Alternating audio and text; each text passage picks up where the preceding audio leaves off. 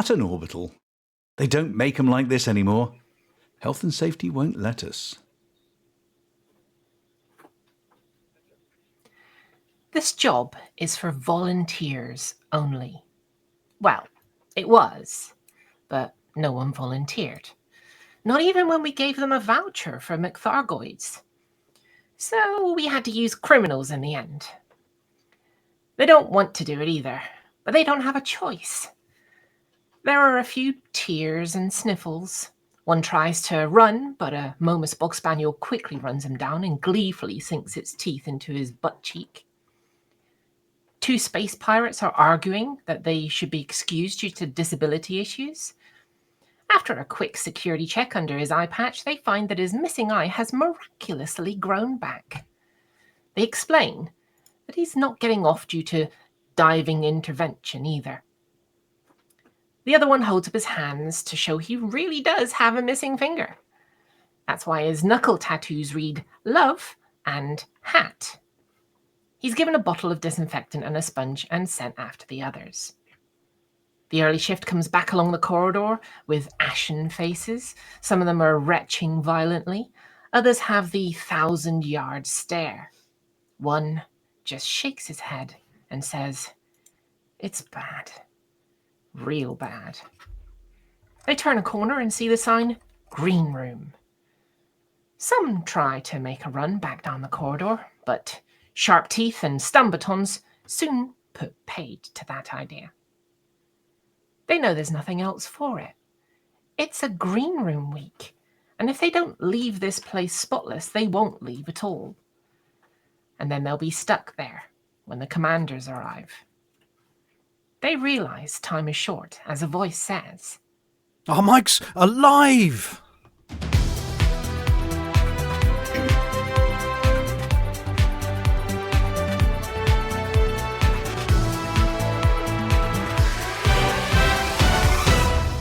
Good evening. I'm Rudolph Hucker, and I'm excited to be on the road to Mandalay. I'm Wilma Fingerdew. So it's about roads to places. That means the next ship will be the Amarillo. No, it's a poem by Kipling. He makes exceedingly good cakes, you know. I'm Norma Snookers, and I want a cherry bakewell. The man lady! Finally, a ship for me! Hooray! I'm Mia Harkness. Well, I'm Sandy Crevice, and I write poetry too. Maybe I'll get a ship named after one of my poems. There was a young lady from Venus whose body was shaped like... Headlines!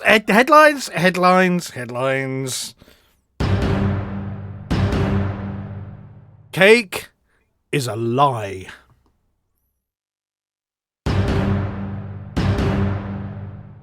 It's little, it's grey, and it's not big enough. Sim archive offline in until space.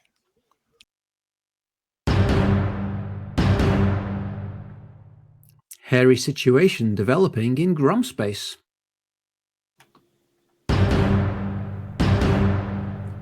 Delane is bored of being ignored.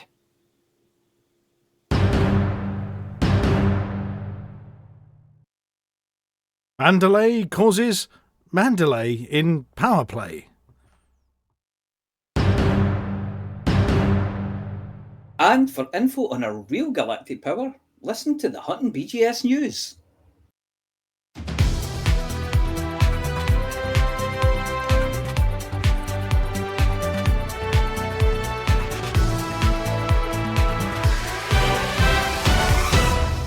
First this evening, and after much speculation in the media, at events and via the various galactic social media channels, we finally have further information on the next ship to be gracing the space lanes. Oh, is it the reticulated python? No, it's not. Is it the dwarf reticulated python? No, it's not a python. A boa? We did this sketch already. I know, but I missed it. But yes, you did. Look, anyway, the latest ship to grace the space lanes is the latest offering from Zorgon Peterson. Oh, hang on. They named their ships after snakes, right? So, is it the Boomslang? I know you're excited. Just watch the screen and go, ooh. Ooh. And keeping with the tradition of naming their ships after snakes, the latest ship is It's the spitting hauler, right? No, it's not a spitting hauler. The hauler's not even a snake. But you said that Zorg and Peterson named all their ships after snakes, and they make the hauler. Okay, almost all of them are named after snakes, except the hauler. What about the new one? Is that named after a snake? Look, it's the Mandalay. There, breaking news, only a day old. We might have been first, but Lave Radio gazumped us. It's the Mandalay. Like the Kipling poem. Ooh, cakes. I do like cakes. Exceedingly good cakes. So it's triangular with a tasty looking top. Got it. Just look! This is supposed to be a professional news programme. Do you think Clive Myrie puts up with all of this? It depends on whether there's cake. Yes, there's cake. No, the Mandalay isn't cake. There will be no cake for anyone if you guys keep this up. Sorry. The new Mandalay, named after the Mandalay spitting cobra, has been unveiled. A new medium ship with an aerodynamic look, sleek lines, and engineered to be the latest in deep space exploration, has had its official first look in recent days. As with the Type 8 and the Python Mark II, it has been designed with the latest in supercruise overdrive overheating-proof technology. Take a breath. And according to Professor Kipling, one of the lead designers on the project...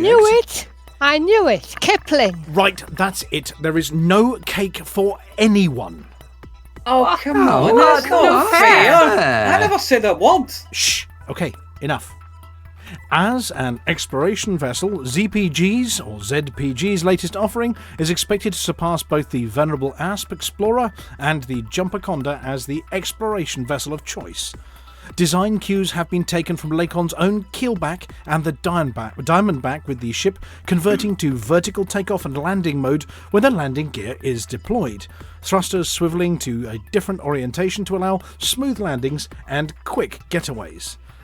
Lighting technicians have been working hard on extended features for exobiologists, including a series of powerful spotlights that illuminate the ground below the ship while in close planetary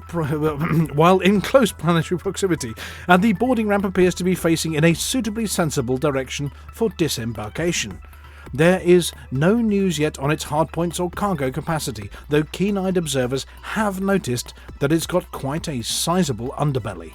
That'll be all the cake it's eating. I give up. There's more on the Mandalay later in the show.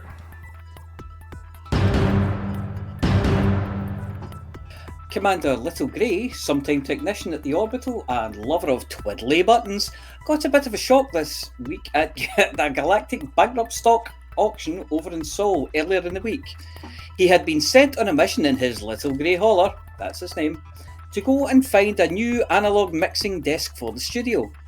While digital is all the rage in the year 3310, with shiny touchscreens, programmable wibbly voice level meters, and noise cancellation that covers even the most crunchy of presenter pocket munch during the show, the station has been under sustained attack by one of the cleaning robots over recent weeks, and the only defence against the digital arts?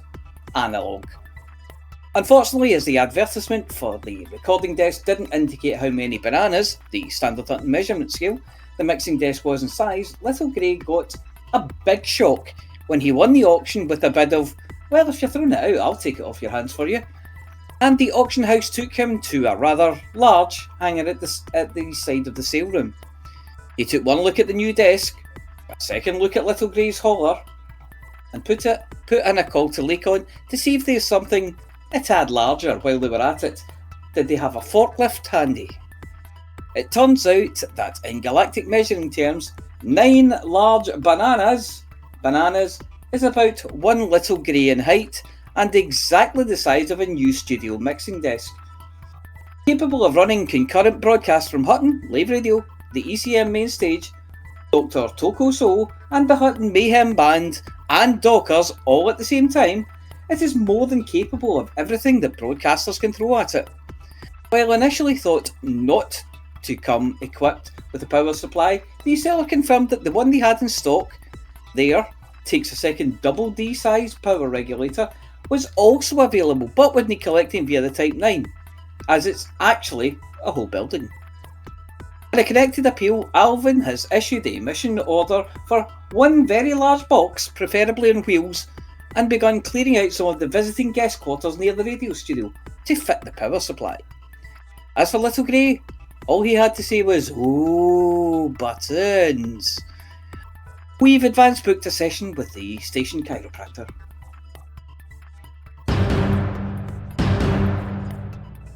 On a more serious note, our sources in the Antal system have been sending us a series of reports that the utopian and morally karmically balanced local political movement has been thrown into what can only be described as a sense of unease in the last week.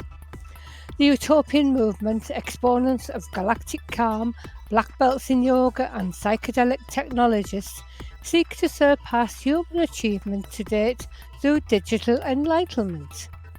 Their efforts to entirely map the entire human consciousness and collect the wisdom of their fans, as do their rather splendid range of herbal teas, put the Sim Archive, the digital repository of the collected wisdom of humanity, requires constant attention and maintenance.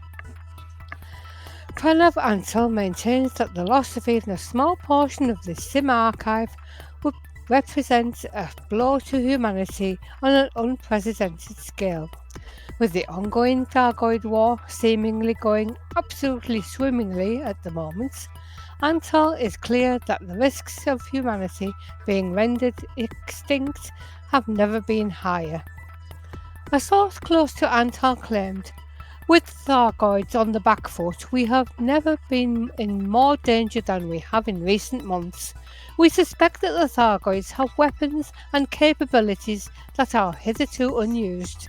Whether that's a reluctance on their part to partake in genocide and Armageddon against humanity, some unknowable Thargoid moral code, or a preference to take retribution for the HIP 22460 incident through conventional means, cannot be understood. That said, back to the Thargoids into a galactic corner and give them no choice, and the consequences could be dire. We have seen their power in the incident of HIP 22460, the simultaneous shutdown of scores of our vessels, the huge explosion and the massive military response. Humanity does not want to go the way of the Guardians, known only through some dusty relics and obscure symbology on ancient casques and structures. It is our duty to preserve humanity's knowledge, wisdom and identity, so the science of what's to come may learn the lessons of their predecessors. Unfortunately, it appears that the research for the entire sum of human wisdom and knowledge, someone unearthed a copy of Windows 95 and ran it. The Sim Archive is currently defragging itself. Estimated time to completion? A few centuries, give or take. The utopian movement is assessing whether the backup system was working, and more importantly, whether anyone has tested it if restoring from backup actually works or not.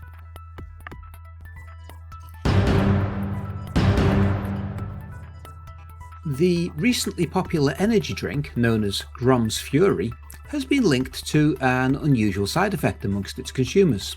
The beverage, which has gained significant traction through Yuri Grom's controlled systems, is now under scrutiny after numerous reports of sudden and excessive hair growth, medically identified as hypertrichosis. The drink, which has been marketed as an energy-boosting tonic designed to enhance stamina and alertness during long-haul space journeys, has inadvertently left many pilots with more than they bargained for. Reports from multiple stations within Grom's territory indicate that pilots who regularly consume Grom's Fury are experiencing rapid and substantial increases in body hair, with some cases severe enough to impair daily activities.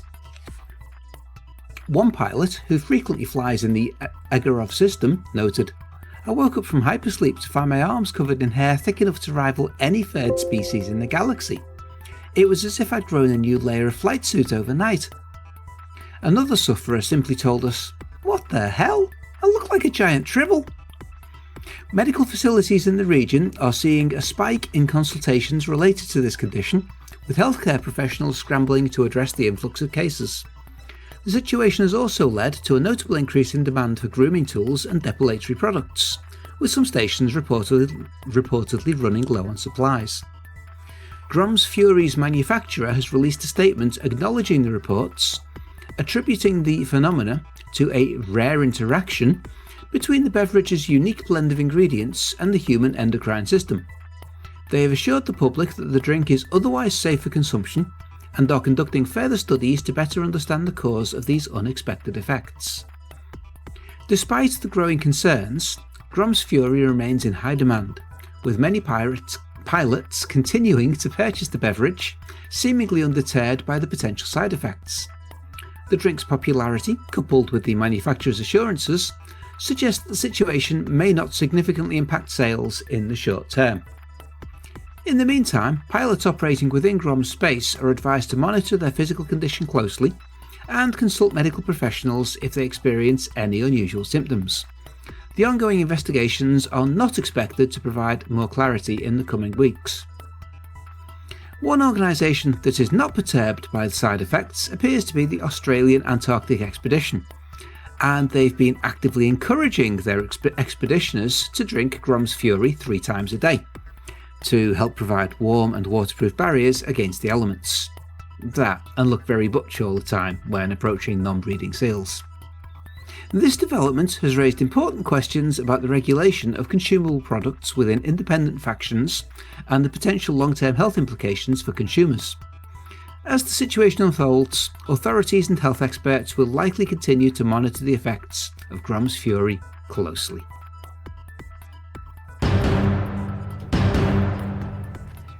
An arrest warrant has been issued by a number of independent systems following the news that Pirate Lord Archon Delane has been behind a number of assassination attempts, terrorist incidents, and skullduggery of the very worst kind in recent weeks. While the Kumo crew have taken the blame for recent attacks on Nanomam 1, and the media are quick to blame the remaining galactic powers for having their eyes focused firmly on the Thargoid threat, and not internal human faction versus faction struggles, Hutton's political team have been analysing secure chatter from within Kumo crew systems.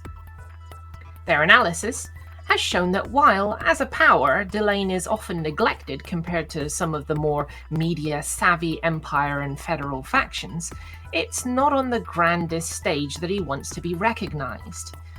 With the attrition of the galaxy eroding the number of anarchy systems, he firmly believes that the more systems he can convert to feudal rule, or even total anarchy, the closer he is to expanding his cartel-like activities from a bubble of lawlessness to a web that invades other power systems from within.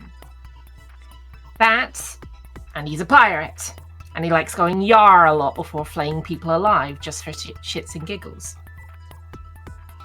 Psychoanalysts have been fast to comment that Delane actually wants his attention.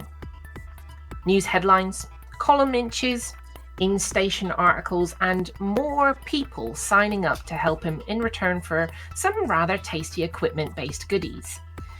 The Cyto Scrambler, the ultimate in pirate technology, able to strip shields while leaving ships intact for boarding, robbing, and salvaging for spare parts. When asked about the arrest warrants issued by other law-abiding, or mostly law-abiding, independent systems, Delane had one word to say: minnows.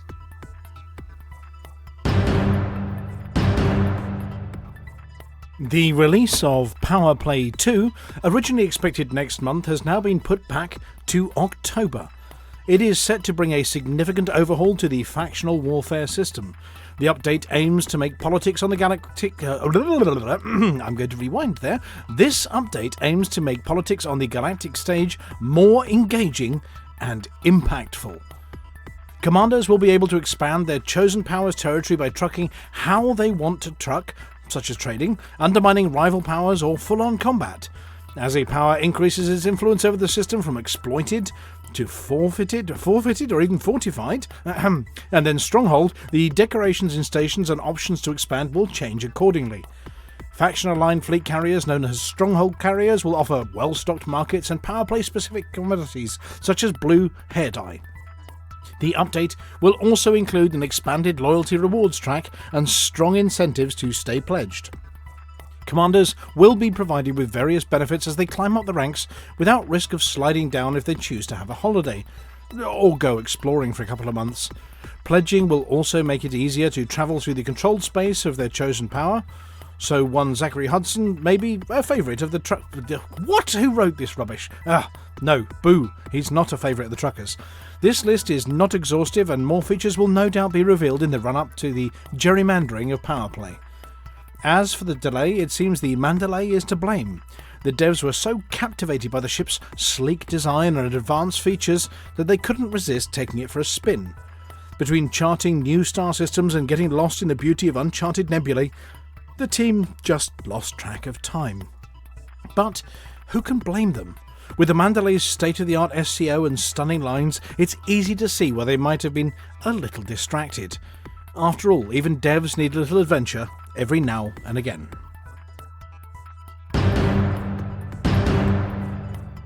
Welcome to this week's Hutton BGS bit, where we take a peek through the keyhole of the Hutton Strategic Monitoring Room and then try to blackmail them with what we saw.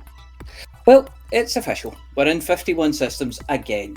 The latest expansion took us to beautiful downtown EP Eridani, with its ring gas giants, lumps of brightly coloured rock, and even a second star. In fact, there's only one thing that sits in the middle of the system like some vast slug, spoiling the view and leaving foul secretions behind it. The EDF. Yep, it's an EDF system, and as a rule of thumb, we don't get involved in systems where other player factions have a presence, so we have to leave it alone. I don't know why, we are just so nice. Anyway, LP 532-81 is sitting at a death-defying high of 77%, and it's in boom with another expansion pending. Leave it be, it's not worth it for the discounted ships, honestly. PSPF LF2 is also dizzyingly high at 74%. This one also in boom. Wolf 25 and Wolf 124 are too high as well. Well, technically under the 60% upper limit, Wolf 359 and Wolf 562 are right on the limit at 59%, so leave all of those systems alone. There are Booms in George's Pants, Y0855-0714, Kunui, Bahako, Kokari, Narensis, Epsilon Eridani, 36 of Yuchi, and Epsilon Indy. That is loads. The everlasting gobstopper that is investment in Barnard Star continues. There has been a blossoming of civil liberty in Wolf 1481, so take performance enhancers and condoms if you're going there. Speaking of which, there's a massive election in Treppin with the CIA. They are another player group who have expanded into our system, so we really need to contest this one. There is another election again in Wolf 629 against the Soul Workers Party. And I know you're wondering, what does it all mean? Well, if you want to truck it, then truck it for democracy in Treppin or Wolf 629. Run peaceful missions for Hutton or trade wanted commodities at Hutton-owned stations. You can also take advantage of the many systems with booms, which are good for missions and trade, but don't allow the smug satisfaction of winning an election. If you want to shoot it, well, there's bugger all going on in Hutton space, so listen to Volcaris' bit, where he'll tell you which of the remaining Titans needs a good punch up the thorax. Well, that's it for the Hutton BGS roundup. Happy trucking, everyone.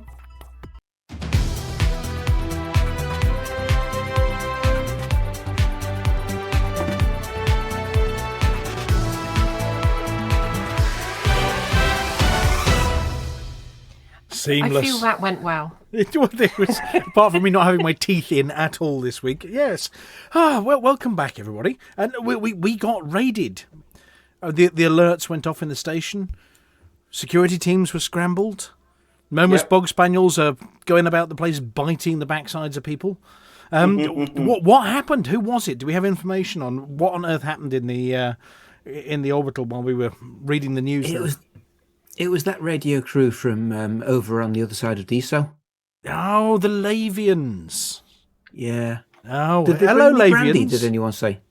What? Did they bring any brandy? Well, I hope so. It's not right. You know Didn't what? they? What? I've never actually, all these years I've been, flying my Type 9. I've never been to Lave. Oh, What's that song? My Bob. I've never been to Lave, but I've been to you. No, what's the song? Anyway. I've been to paradise, but I've never been to live. Oh, is it Paradise or Paradiso? There isn't actually a system called Paradiso. There is, isn't there? Yeah.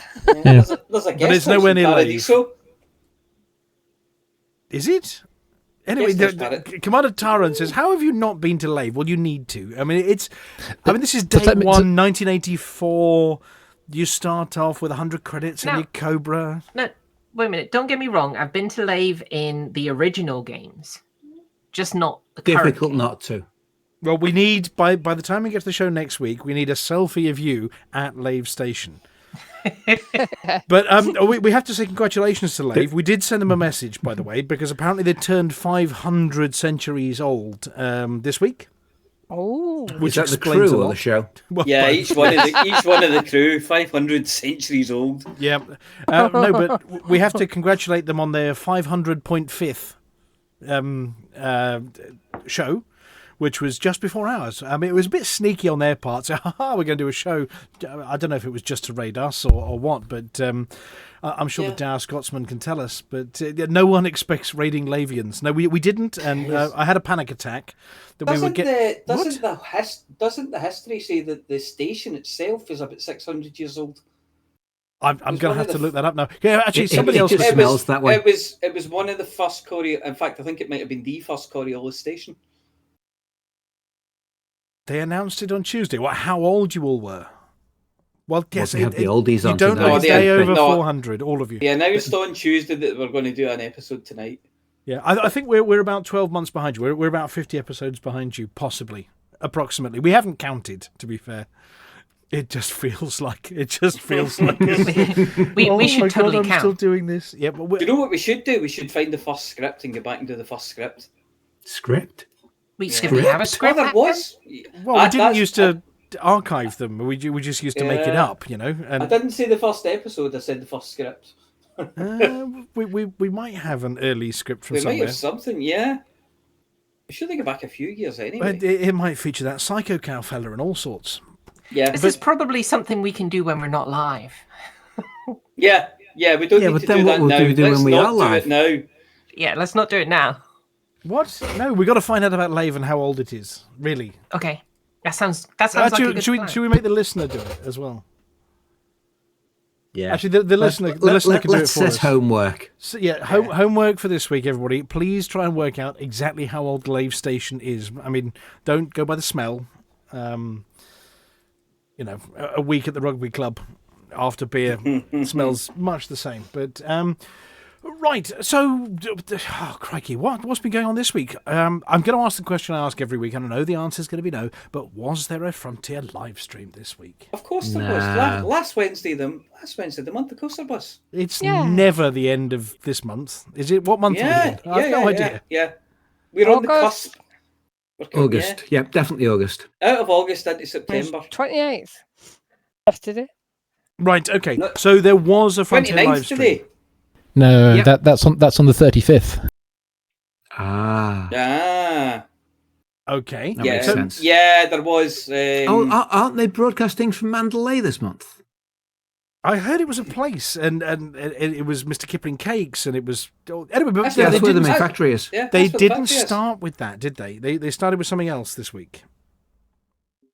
Mm.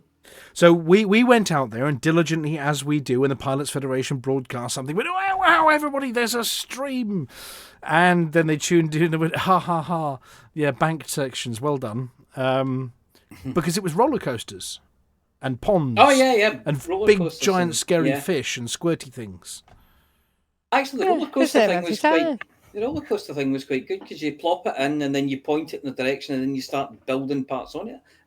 You know, I don't know if I could be bothered doing it for hours and hours, but watching somebody who knew what they were doing it was okay. Yeah, I mean, basically, it rained a bit. They put a changing room next to it, and then loads of the public went and jumped in it, as far as I could tell. Yeah. And then they put a death-defying slide where they plummet to their doom, and people went down it and plummeted a lot. To their doom. I don't know, the one takeaway I got from that one was that instead of having to plant each individual tree, you can just get like a paintbrush and go, put trees, and it magically put a forest. Oh, yeah. And then you could make things big with a bigger fire. Mm. Yeah. That's a nice quality of life add-on. Oh, yes. Yeah, just put trees there, make it look... And actually, the second he painted the trees on, was it producer Adam, who used to be on Elite as well, I think? Might be. Yes, and I'm pretty sure he was. He was on some of the Elite streams. But anyway, he was just sort of painting forests. And it looked pretty cool after he'd done it. And then he put a roller coaster that made everybody vomit, and they had to cut that stream and go to something serious like Elite. Yeah. Oh, and was there any news there? It depends. Do you like new ships? I can't. So hang on a second. So at the ECM event, we went through a list of potential ships. And we went through, as you mentioned earlier, reticulated python, dwarf reticulated python, spotted python, boas and boom slangs, and but the one that we didn't come up with was the Mandalay. The Mandalay spitting cobra. Yes. Oh, it's a new Cobra. Is it That's the Cobra because- Mark 5? Yeah, it's because it was a cobra. It's the Cobra Mark, doesn't look anything like the other Cobras, but looks pretty cool, yes. Which manufacturer is it? Flossie, did you get details on which manufacturer is making this one? Um, It's Lakon, isn't it? Sorkin Peterson. Oh, Sorkin Peterson. Are those guys that make all their names sound like snakes apart from the hauler? Or, I think, as Overlight put it, the, what is it? The West Midlands Safari Park Python. If we're naming it after places. But yes, apparently the Mandalay spitting cobra is actually a thing. And there are so few of them, and it's such a small area that nobody knows any detail about the toxins it sprays at you. But it's a vicious wee little beastie. Mm-hmm. So what do we know about it? I mean, size, hard points, big fat belly. It's a snake. It's a snake. And It's it dangerous. Doesn't have legs. It spits at you. It's got scales. It probably does that flicky tongue thing as well. And it's venomous. And it's venomous, yes. Okay, It might that's very enough well about the be- snake. It may very well be poisonous. Probably The cold-blooded. spaceship version, the Oh, Mandalay. that! Oh, yeah. Oh, it's pretty. Sorry, Yeah, we had a question it's- from the audience, by the way. Are you all very drunk, or is this normal? No, this is This is normal. This is the Yes. Hutton This show. is normal. Yes, Yeah. Yeah. This is a I think different kind of show to what you're the- used to, Lavians. This is the new normal. I think the answer to both of those questions is yes. or working on it, I suppose, is the... So, so the Mandalay... hang on. Oh, needed that. splishy splashy. Yeah, We can definitely stop front- him talking. there is as in the chat, there is no way Frontier can use Moray now. No, the moray. No, we borrowed that from Yeah. from Or the earlier boa. editions. Yeah, or the boa. Yeah, especially not pink ones that Arthur's wearing on the sketch. No. So it's a medium ship. Yeah, SEO optimized Explorer. So So it's got much an like the SEO Type over- 8 and the Yeah. Python 2. So are we looking at sort of speed runs? I mean, they've said it's designed to be an Explorer and quite fast and SEO If it's optimized. based, I mean, a lot of people seem to think it's based on a Mamba. So if it's based on a Mamba, then yeah. Well, it'll be- the cockpit section is for sure. right, okay, so that doesn't but make it go fast then. Yeah, and not necessarily. We don't know the speed. We don't know the internals. Yeah. We don't know Yeah. the hard points. Yeah. But We don't. What We do don't we even know? know the jump range. Like well, if it's we don't know the jump range, but they gave us a kind of indicator, didn't they? Said it might rival or even beat the Anaconda for jump range. see if it's. I wonder what class FSD is going to have then. That's my thought. Is if you put a class 6 FSD in a medium, Yeah. that would be a stretch. But if you did that, it would definitely go further than that. Yeah, it's got to be lighter than the Anaconda. So Yeah. you'd be. What does the Anaconda do? You can get up to 90-ish light years if you strip it all out and have no fuel to jump. Mine up to about 83, I think. It doesn't look like an explorer. It looks like a combat ship. It does. It looks like a fat eagle. A fat eagle, yes. Or, as we did during the ECM show, the seagull. That Yes, the seagull. Yeah, Proper the seagull. bastard, steal your chips, and I think as... And your heart. Yeah, and your heart. yeah, and your heart. My heart! I mean, there was a lot of speculation about the its rear size of end. it. Yeah, well, hey. That's what I said. a lot. It's that ass. That ass. There was a lot of speculation when those pictures were revealed at ECM about the dude stood rather dangerously in the lit engine trying to weld things, and how big the ship was going to be. And actually, I'm surprised it's on a medium, on a medium pad. It's quite wide. I mean, how wide is the Cobra Mark III? That quite fills the pad that it's on. So this is going to be, the wings hanging over the end. To be honest, it's not much Cobra's wider. It's small not pad, much isn't it? wider than a Mamba. Yeah, Cobra's small. It's not much wider than a Mamba.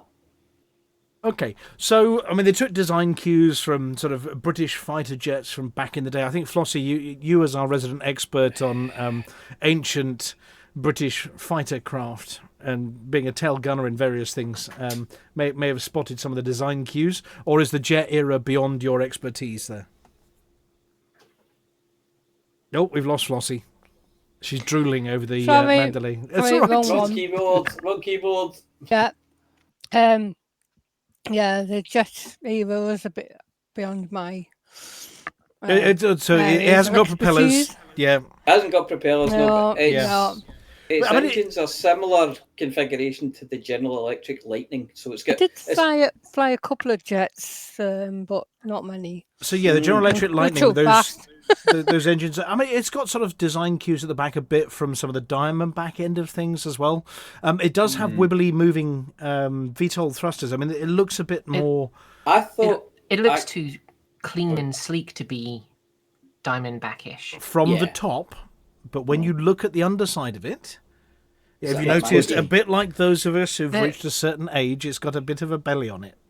It's got very gangly legs. It has got gangly legs. That's so it can It's got. land. Has it got 3 landing gear legs? Yeah, I Yes. think it's got one. I think it's got one at the front, which is weird because the SRV deploys. I thought they were saying the SRV came down the front somewhere, but It faces. They the front, it they doesn't said face backwards. they said the boarding ramp was the front. So such right. that if you land the facing front the thing, landing yeah. leg is the boarding ramp. Yeah. But they were talking about the SRV. Yeah, kinda like the as well, cutter, saying yeah. It comes out facing the front of the ship because every other one comes out facing the back. So you're facing it out the back past the engines. yes, which confuses Arthur because he's always facing the wrong way. So he lands Yes. near some exobiology, drives out in his SRV, and goes, "Where And the goes, "Where is blazes it?" is it?" Yeah, and it's Yeah. not there. Yeah. Yeah, exactly. I've long since learned to land backwards at the Guardian sites and such. sure What there's is a that joke in message there in the somewhere. chat there? Litho Breaker used what? Commander Oh, right. Is that Buck Buck Naked? Naked from said, Lakon? "Don't peek at his underside, you perv." And Yes. apparently, you perv triggered It was Yeah. the dodgy language sensors. So So we right, had to well, approve it. we had to permit it as acceptable. did anybody language. else spot that picture of Grom earlier and just think, from the video we had at ECM about, Buck Naked there and his terribly hairy shoulders? I can neither confirm nor deny. Yes. Yes. Right. Anyway, so, this thing, I actually thought it looked a lot like one of the kind of semi-stealth fighters that are out just now, like the Raptor. Is it the F-22 Raptor? That's not a stealth fighter. That's a real fighter. Yeah, but it's a semi-stealth fighter. It's got stealth elements, hasn't it? Well, it's. Not I've seen really. I've seen one in the in a museum in Ohio, and it was way smaller than I thought. But, So if you in that sense, if you can maybe, see it, then it can't be that stealthy. no, that underbelly is not going to make it stealthy. Yeah. So it's an exploration but ship. it right? looks like what I'm thinking is it looks like one of those as well, from above anyway. Yeah. Yeah. It does look like a bird of prey more than a snake from certain angles as well. Fat eagle. It is a fat eagle. It looks like the ship from Guardians of the Galaxy. Yeah, there is a bit of that vibe about it. But what they were saying is that there were aerodynamic considerations in its design, and of course everybody jumped on that and went, "Ooh, atmospherics." I'm not sure whether that's true or it was just a slip of the tongue by Zach from the Pilots Federation. But I mean, you've got atmospheres just now. it looks like it flies. How about that? Yeah, It's not a So- brick. That's going to be one for Canon, because I know Canon have been putting some of the other previous ship models through aerodynamic simulations. Suffice to say, they don't do very well. but then Marginally better than Little Grey's Land Rover. To be yes. fair, the dihedral's completely wrong on the wings. So. But so yes, I mean it has sort of an aerodynamic look to it. It seems to be it's going to have a fantastic range. Good. Well, they've said good cockpit visibility, because the Mamba's cockpit's amazing for looking at. Yeah, and they have said that it's supposed to sort of surpass the Jumper Conda and the Explorasp. Yeah. Yeah, that's I'm probably then. I'm guessing then class 6 friendship drive, but with a whole bunch of mass. Because if you just slap a class 6 FSD on something as light as like an Asp Explorer or a Crate Phantom, that thing's going to be jumping like 110 light years or something crazy. Yeah, and that might be what they're going to do. So the boosters on the wings are going to be when you land, they're obviously going to go into VTOL mode, so they're going to be moving. Yes, same as when the keelback, isn't it? That has the wibbly wings on the side, but they're a bit more boxy. Yeah, these are just like the vents at the end bend down. It's weird. Well, the Crate Mark II does something similar. It doesn't have, like, the entire thrusters don't move, but it does have little flaps around them which can directly flow. Yeah. Crate 9's got a lot of flaps around the thrusters. But anyway, so this is number 3 of 4. So we've had the Type 8, we've had the Python 2, we've now got the Mandalay, which leaves us one more, I think, to come this year. So when's the expected date this is going to be out and about, and how does one get one's hands on this exploration beastie? It was October at the same time as Power Play, so I don't think they were very specific about whether it was early or late October, but they did say October. It's from Zach Cocken. Did they mention whether you'd buy early access for ARCs or whether I'm assuming it's going to follow that same model. Explicitly say, but the expectation is it's going to be an early release for ARCs and then a general release thereafter, same as it's been on the last couple, which makes sense. I'm kind of thinking as well, we've had a combat ship for Falcon de Lacy, we've had a cargo ship from Lakon, and an explorer from Zorwin Peterson. So it's the Sperm Whale next. The Sperm Whale, yes. Passenger ship, Sperm Whale. I'm thinking a passenger ship for Saud Kruger or something for Saud Kruger, maybe. Or something from Gutamaya. Core Dynamics hasn't had a say yet. So. Oh yeah. I do like the way they've put the logos. How you can put decals your own, and things, decals on your ships. But where they've situated them, they're very large, so you can see them without actually having to squint your eyes. But also, they've got these little lights that shine on the decal to show them off. That seems to be. They're doing that in a few of the new ships. It's just like, here, look at It's a nice little touch. It is, yes. You know? And that's something they said about the design of it as well, that they've put a lot of underlights on it so that when you're skimming across the planet's surface, you can spot the bacteria stuff. So I think it very much has been designed for explorers, exobiologists, that kind of job. I kind of thinking we won't get a Gutamaya ship because you usually have to have reputation with the Empire. I don't know. I think Core Dynamics is a bit the same. And if you're paying for it with ARCs and then you can't use it because you've not got the reputation, that's going to be a bit problematic. Yeah, so the porpoise. Maybe the porpoise. We had a dolphin, orca, beluga. I think... The narwhal. The narwhal, yes. That sounds good. I think it's safe to say when I get my Mandalay, I am going to convert it to be a mining ship. Yay! Yeah, there's a question. So somebody was saying we have a fighter, hauler, explorer, and now we get a mining ship. But I thought the Type 8 was they're all mining ships. Yeah, you can mine on anything. They're all mining ships. They're all mining ships. Yeah. Right. If you're brave enough. Now, when we started looking at it, obviously the name Mandalay comes out, and the first thing I thought, obviously, was Kipling. And Flossie went, "What? He makes exceedingly good cakes," which I will concede. Oh, he does. Mr. Kipling does. He does. Yes. But no, Mandalay is one of the Barrack Room Ballads by Rudyard Kipling. Yes. Who wrote the Jungle Book? Yes. Yeah, he did, didn't he? Yeah. Yeah. And and there must be somebody with sort of a literary lean over at Frontier. We had the Wreck of the Hesperus, which of course is an epic poem as well. So there must be somebody over at the Pilots Federation with a bit of a literary lean. But as Commander Wotherspoon commented on GalTwit, also known as GalX, I suppose these days, that clearly we were going to be doing a show this week that was in rhyme or iambic pentameter or some form of rhyme. And set a challenge. Have you guys got 3 minutes to go and get a drink? No, okay. Yeah, because we have. Of course Commander we have. Wotherspoon said, of course, Hutton's got to have a take on the classic Barrack Room Ballad, Mandalay. Well, actually, he asked for it because he wants to nick it for one of his videos with permission. Yeah, of course he does. Yeah. So while we're looking at the rest of the Mandalay, and before we go on to space news, one of the Filthy Truckers did a recording for us. By the old Coriolis station, looking out to the abyss, there's a ship that I'm craving, and its name I can't dismiss. For the is in the thrusters, and the trade lanes always say, soon you'll fly, you Hutton trucker, soon you'll helm the Mandalay. Soon you'll helm the Mandalay, let the aspen python lay. Can't you hear the engines roaring from the bubble far away?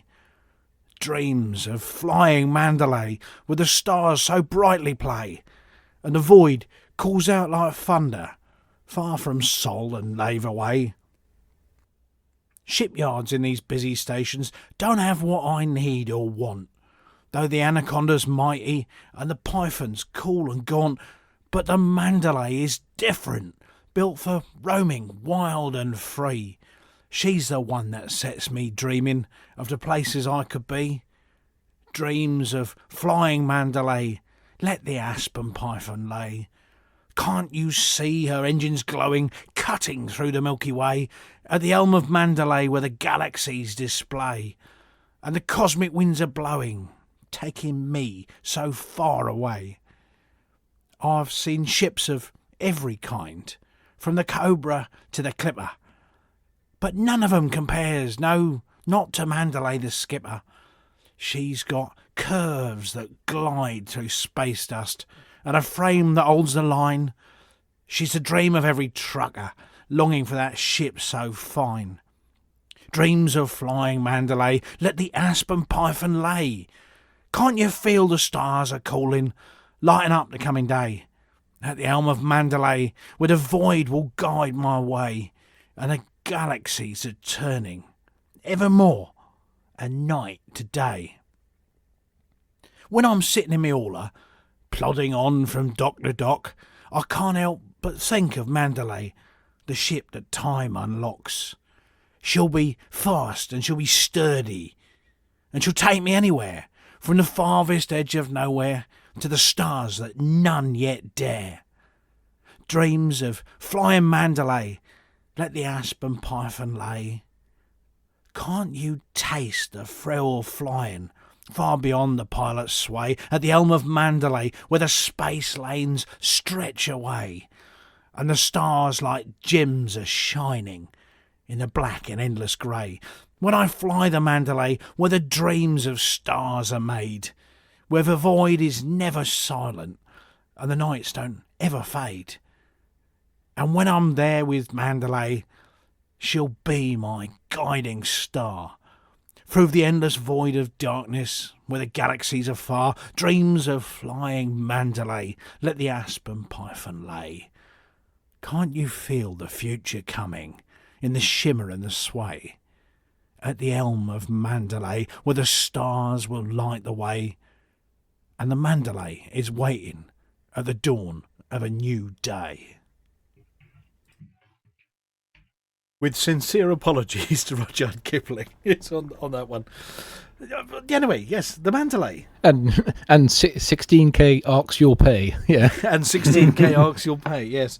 But there it is. There is the Mandalay, and especially for Commander Wotherspoon, there is the reworking of the poem, which we will be uploading for Commander Wotherspoon to use. Apparently, his favourite phrase is a Mandalay in the way of stuff. But be prepared for more coming from the Galnet News Digest on that one as the weeks progress towards whenever in October it is that's being released. Okay, do we have any space news this week before I play the theme tune? We've got one bit if you want to do it. Yeah, we can do. So, or shall I mash the magic button? I've lost the button, you know. Here we go. Here is the theme tune. When you don't know where to get more space news, space news, space news, space news, space news, space news, space news, space news.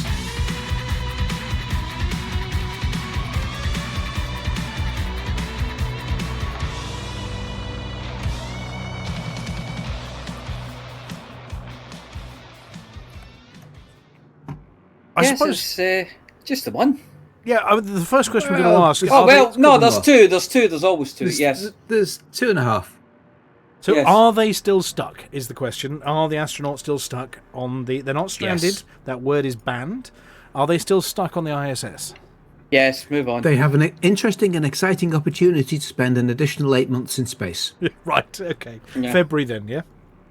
And ironically, Or come home in the rattling death trap that is the Starliner.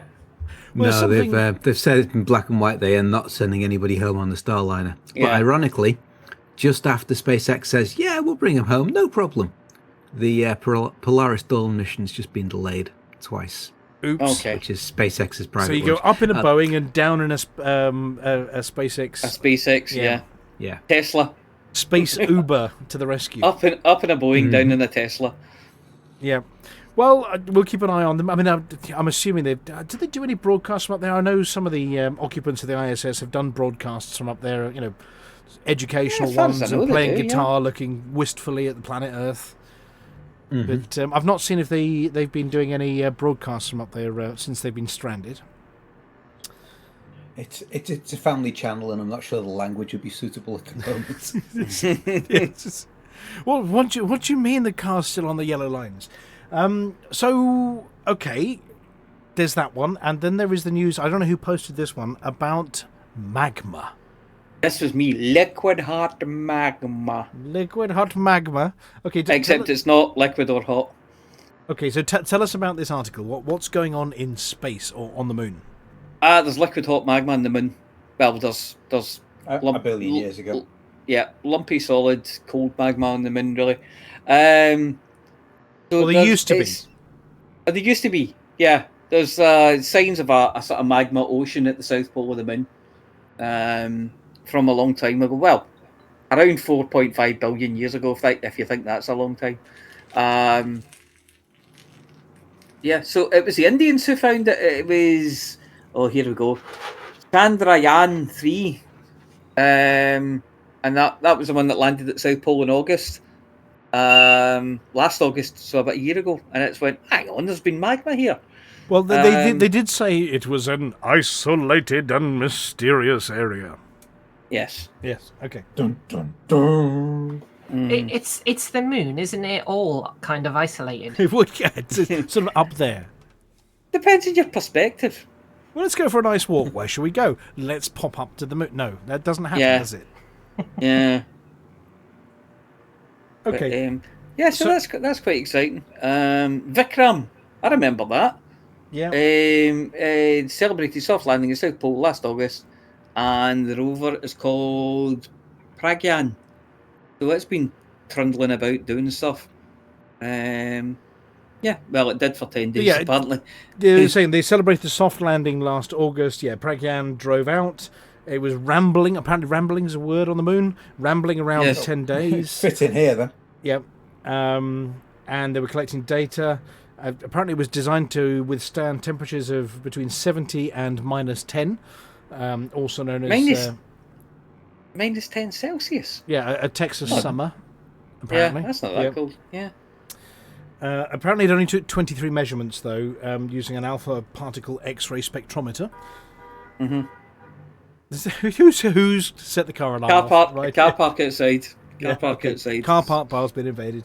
Yeah. But, what does it mean? I mean, is this just sort of a history, or is it important? Yeah, I think so. There's always that theory about the moon and the Earth colliding at some point as well, isn't there? And there's bits of moon on the Earth and bits of Earth on the moon and things like that as well. So very interesting. It also shows there was a massive, let's see, what did they call it? Evidence of a huge meteorite crash in the region 4 billion years ago. It could be one of those big round. You know how there's 3 big round things? It could be one of those. Craters. No. Yeah, but evidence of a meteorite crash at the South Pole 4 billion years ago. But that's the thing with the moon. It doesn't move that much. You know, it's not like Earth where things erode and water goes into things and covers it up. Where, you know, they get covered up with grass and soil and all that kind of thing. It just kind of... Stuff goes bump into it and then it stays like that. Yeah. Yeah, it stays like that for ages, you know. So, yeah, it's very interesting. Yeah, apparently they've discovered lots of magnesium, which apparently happens in the middle of the moon, not on the surface of the moon normally, and that tends to indicate that something's Stuff's come up for the inside. Yeah. So they're going to go back because, you know, this is India and they do space stuff now. So... Yeah, apparently they're going to go back and they're going to bring stuff back from it. Reading the article here, they're going to go back in 20, well, that's the beginning 26. Of the end then. Yeah, and bring stuff back. I mean, it's not as cool as the cave we reported on the moon the other day. You know, the big hollow under the big giant cave where they might live and find water and stuff like that. So it's sort of cool, but not as cool as water on the moon or giant caves under the surface of the moon. Yeah, I quite like it though. I quite like to know that at one point the moon would have been hot. You imagine that in the sky. A big hot, glowy moon. We've seen some of those when you fly around the galaxy, these sort of moons that have got crazy paved surfaces and glow in the dark. Yeah, it'd been like one of them, but in the sky on Earth. I mean, but there was of Earth at the time. I suppose if you looked at your feet, there would have been crazy paving and magma everywhere. But yeah, so it's interesting to think that, you know, because you always think of the moon being just cold and dusty and, you know, just like, you know, you don't think atmosphere. It being... Yeah, no atmosphere. You don't think it being there's no hot kind of atmosphere. Burny and bubbly and, you know. Yeah. Lava world. Lava world. Yeah, that was exciting. So yeah, I quite like that one.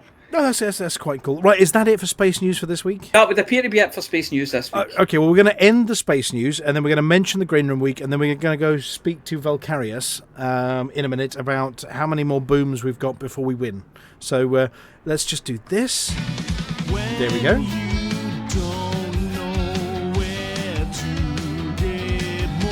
Space news, space news, space news, space news, space news, space news, space news, space news.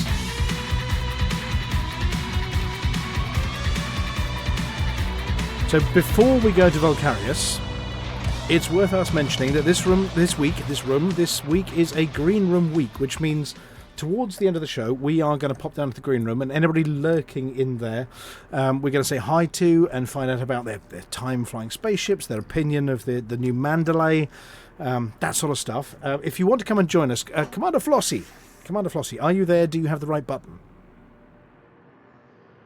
No? Yes, I'm here, yes. You are, fantastic. So if anybody wants to come and join us and pop in and say hi, to the team and tell us all about what they've been up to in Elite, which we do once a month, how do they get there? How do they join us? Need to get the TeamSpeak, and the server name is ts.forthemug.com. That is a server, not a website. Not a Go website. to that, and there's no password. Look for the Green Room and go into there. Well, we can see a couple of people lurking at the moment. We seem to have... I'm just peering through the window at the Green Room. Commander Aiden, we've got an Inner Bushman, and Little Grey seem to be playing some kind of board game and not paying any attention to us whatsoever at the moment. So hopefully we'll go... I think Little Grey will be playing a 24th channel board game. Yes, with many sliders on it. And, and apparently he's got some bananas as well. We're going to ask him how many bananas that desk is. So, Valkyrius, I have no idea what I left it running from last week. I don't think we turned off the video display from, or 2 weeks ago, actually, on your segment. We do have your theme tune, so are you ready? Yeah, of course. Right. I'm hoping I'm not going to blast everybody's ears, but here is the Volcaria section of the show. We're flying high in the black face, the thargoid threat. Volcarius leads away, no fear, no regrets. Guys are Titan's breath, saving humankind. Together we'll defend, never fall behind. Whoa, keep your lasers flare. Whoa, Volcarius is here, fight the onslaught. No fear tonight. Whoa, Volcarius lights the fight.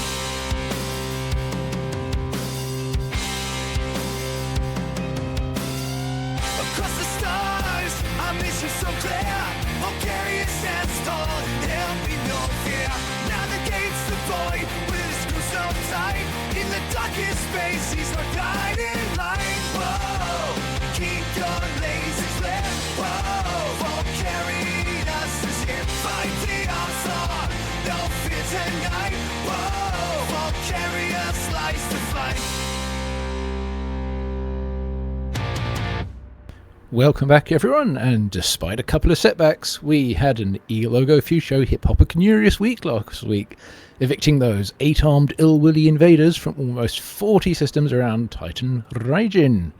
Although, thank you first to Air 1 for clearing most of the system closest to Titan Cassio, and in the process finding out that the Thargoids had reinforced their remaining systems. The rest of that parking space was then cleared by Imperial Navy Intervention and Rescue. And we also found that the Thargoids reinforced again later in the week, quite possibly in response to the absolutely massive Counter-Strike progress push. Speaking of which, a huge thank you again to everyone at Operation Thunderstruck running Titan rescues. These commanders doubled their initial delivery last week and have kickstarted this week as well. That means we have a bunch of progress already at all Raijin Counter-Strike systems, which are ample.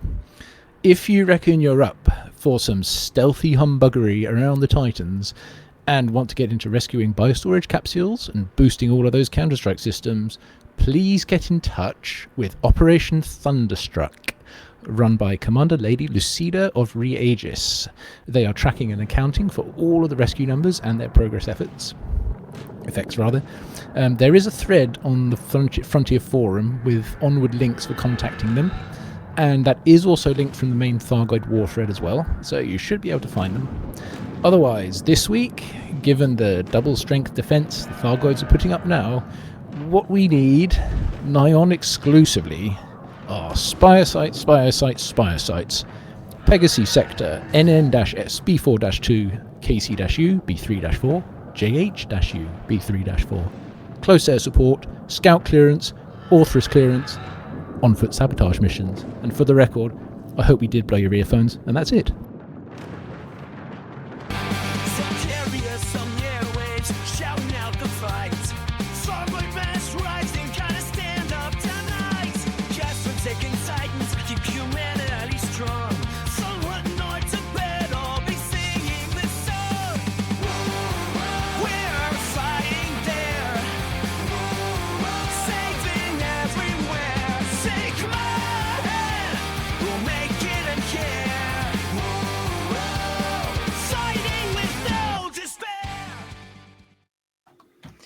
Do we have a word of the week?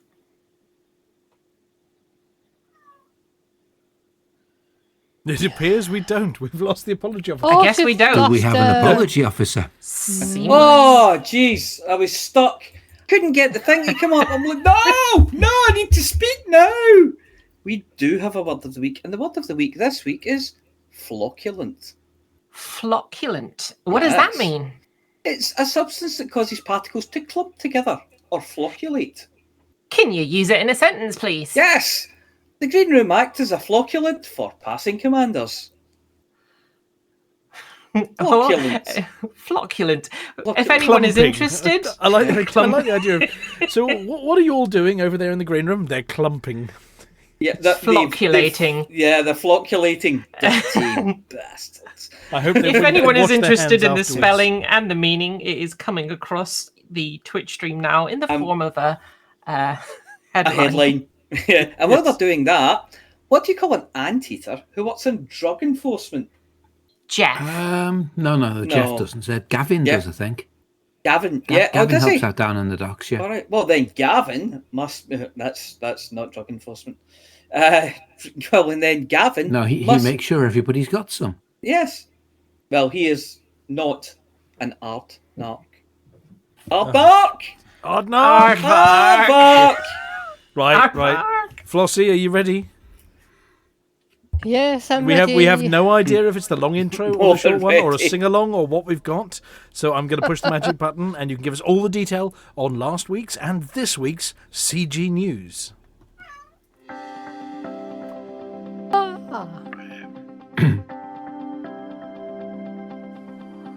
It's Flossie. It's Flossie. It's Flossie. It's Flossie. And the community goes.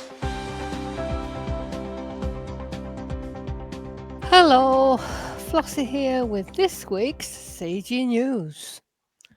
Well, really, there isn't any. There's no CGs last week and there's none coming this week. So that's it for this week's CG News. Flossie told you what to do. Well, thank you very much, Flossie, for that insightful look at last week's and this week's CGs. Do we have any hints about whether they're coming back soon, or are they taking a pause? They're having a bit of a pause, I think, at the moment. Too busy drawing new ships. Yes. Yeah, I think so, yeah. And working on Power Play too. There has been a bit in the news about some of the Power Play characters, maybe, but yeah, nothing that's CG related just yet. Yeah, they're on hold at the moment. So. Boo. That's what we say, boo. We'd rather lots to talk about and free money. Lots of free money. Okay. So the next bit of the show is the bit that everybody's tuned in for, not the bits and bobs we've done so far.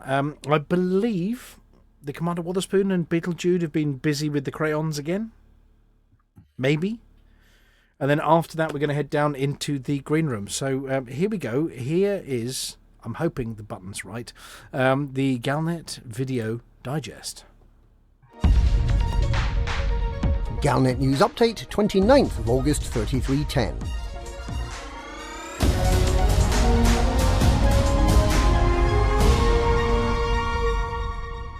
President Hudson seems set to step down as a power play leader, if recent reports are to be believed. And the Alliance could finally have competition to the Prime Minister. Writing in the Federal Times, Sophia Trevino reveals that the current Vice President, Jerome Archer, who will become Shadow President when the much-delayed investiture of Felicia Winters takes place, will take over the power base currently occupied by Hudson, including the supporters and systems. It seems indisputable that when Winters takes over, which is now likely to be in October, that Archer will become one of the power play leaders. Trevino is saying more, that he will replace Hudson completely, rather than organising a new power base of his own. In the Alliance, political editor Vanya Driscoll reports that Councillor Nakato Kane, who narrowly lost the 3307 election to the incumbent Edmund Mahan, is rapidly gaining in popularity. She wants electoral reform with a system of general election in which the people of the Alliance directly elect the Prime Minister. She is also popular in the Alliance because she opposes Mahan's policies that weaken the Alliance, giving power to the mega-corporations. The Sirius Corporation remains deeply embedded within the Alliance's military, with a number of megaships stationed in Alliance core systems. They're supposed to be protecting the Alliance from Thargoids, but to some, it seems more like a protection racket. It seems then that Councillor Nakato Kane will be a popular new character within the Alliance's power play structure, not replacing Mahan, but opposing his strategies and making sure he delivers on his promises to the people of the Alliance. Like Jerome Archer, Nakato Kane is expected to become a power in her own right during October.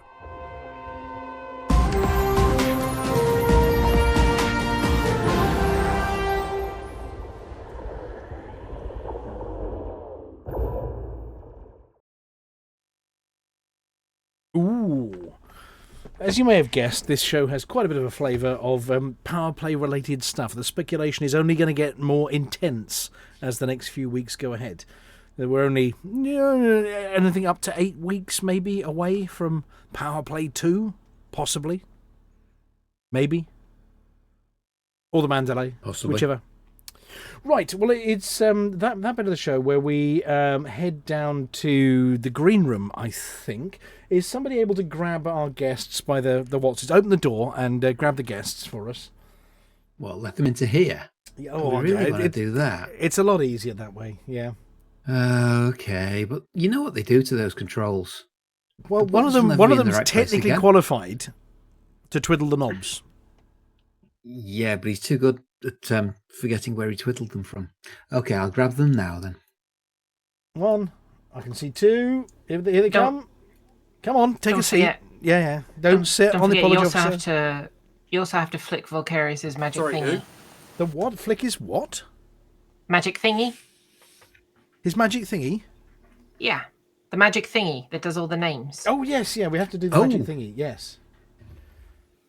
Right, so standard policy applies on this one. What did you think I meant? Well, I was scandalised. In fact, Volcarius was completely speechless at that point about the concept of you flicking his thingy. Gutter minds, the lot of you. He didn't run away. Right. So this is the bit of the show where we interrogate everybody under a bright lamp and find out what they've been up to in the galaxy over the last bit. Standard policy applies when you're done, or you've run out of things to say, or you realise you've been going on for 20 minutes about something. Shout for the mug and run away, and then we'll move on to the next person.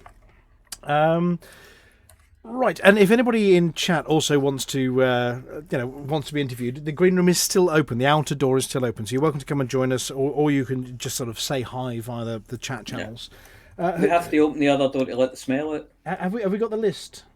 Who's got the list? Oh, we're working on it. The magic button. 3, 2, 1. Mia to Little Grey. Oh, Little Grey, I don't think I've spoken to you before. How are you? Silent is how you are. Have you not? Have you not spoken to me before? Oh, I have spoken to you before. I was going to say, I'm sure I have. Yeah. I have to say, I enjoyed the little quip about the new ship and Lady Man or something. Yes. That made me laugh quite Not a Mandalay, a lady man, or a man lady. It was a man that's lady. it. Yes. I've ruined the joke for everybody. Yeah. I think I ruined it for everybody, but brilliant ship. So what do you think of it? Do you like it? I think it looks like something out of Guardians of the Galaxy. It's I think that's that cockpit though, isn't it? That's the Is it the Milano? It's called. The sort of the haunches on the side of the cockpit kind of give it that Guardians effect, but then at the same time, the great big belly makes it look like a Firefly, and then the stacked engines at the back make it look like an English Electric Lightning. So it's a great mix of stuff. Yeah. They've picked some good things, and when you put all those good things together, they look like a good thing. It's not like they put them together and they went, oh god, no. They've picked all sort of, I think, bits that go nicely together. So it looks good though, doesn't it? So absolutely. But I did raise a question on Discord the other day, like with the T8 now being the medium cargo ship of choice, that can carry a certain amount. Mm-hmm. Well, what's the T7 for now? I've been wondering what the T7's for years. It's no more useless than it was before. Put it that way. Yeah, headbutting things. Yeah, do you know what I like the T7 for? A tanker. Makes a good tanker. So if you were doing fuel ratting, you could take that out and it looks like a tanker. You could fit your limpets on and take it. You can get it up to about 45 light years. It doesn't look very good though, does it? You want to look good when you fuel that. Yeah, but it looks like a fuel tanker. So when you see somebody driving past in one and blocking a pad, you go, what a tanker. Yes. Yeah, well, you kind of do that anyway. I was using it as a rescue ship during... using it as a rescue ship during the passenger rescues, and they work. Oh, really yeah, well. yeah. Way better than the T9 because you could fit more passenger compartments in it. That was until I ended up being able to afford a beluga, and now I just use that instead. Yeah. You take a beluga. You don't take a beluga into burning stations, do you? Yeah. I've done that before. That was not an easy thing to do. No, but then neither's the T7, if we're quite honest. Yeah, that's true. I suppose if it's not much more difficult than a T7. I mean, I do it in a Type 9. I painted it silver and called it the Big Roaster. The tinfoil special. Yeah, like a baked potato. The Spud. The Spud. Yeah, the big potato is. You could go anywhere with that kind of name, couldn't you? Really? Yeah, it's called the Big Roaster. So yeah, definitely. But shall we talk about the potato or the elephant or possibly the banana in the room? Yes. It's a big old sound desk. Is it now? When you see big and old, how big and old is it? Well, the official measurement is 4 by 9 bananas, as measured by Slopey in the Audio Solutions PA section of the ECM chat. They are monolithic measurements. Yes. Oh, yeah. Stand it on its end. You've got a monolith. It is currently stood up in its end at work, purely because when we sat it down, we realised it took up almost an entire parking bay in our workshop for the vehicles. Wow. Okay, that gives me all the scale I need, I think. It is about as wide as a car. I was going to say, you have to put it on those lifts to get it up. Do you know, I reckon I could probably put it on the lift at work. That would be brilliant. It's certainly heavy enough, but at home, that is still at work because there's no power supply for it as yet. I have my teeny tiny Behringer desk that I have no idea how I sound today. So you sound audible. No, you're very clear. I'll accept that. Yeah. That's good. And not echoey. That's possibly because I'm using push to talk. Yeah, but that's a different thing. Not at all flocculent. Oh no, he's flocculent. Things are being attracted. I mean, with the gravity produced by that sound desk, you'll definitely be a bit flocculent.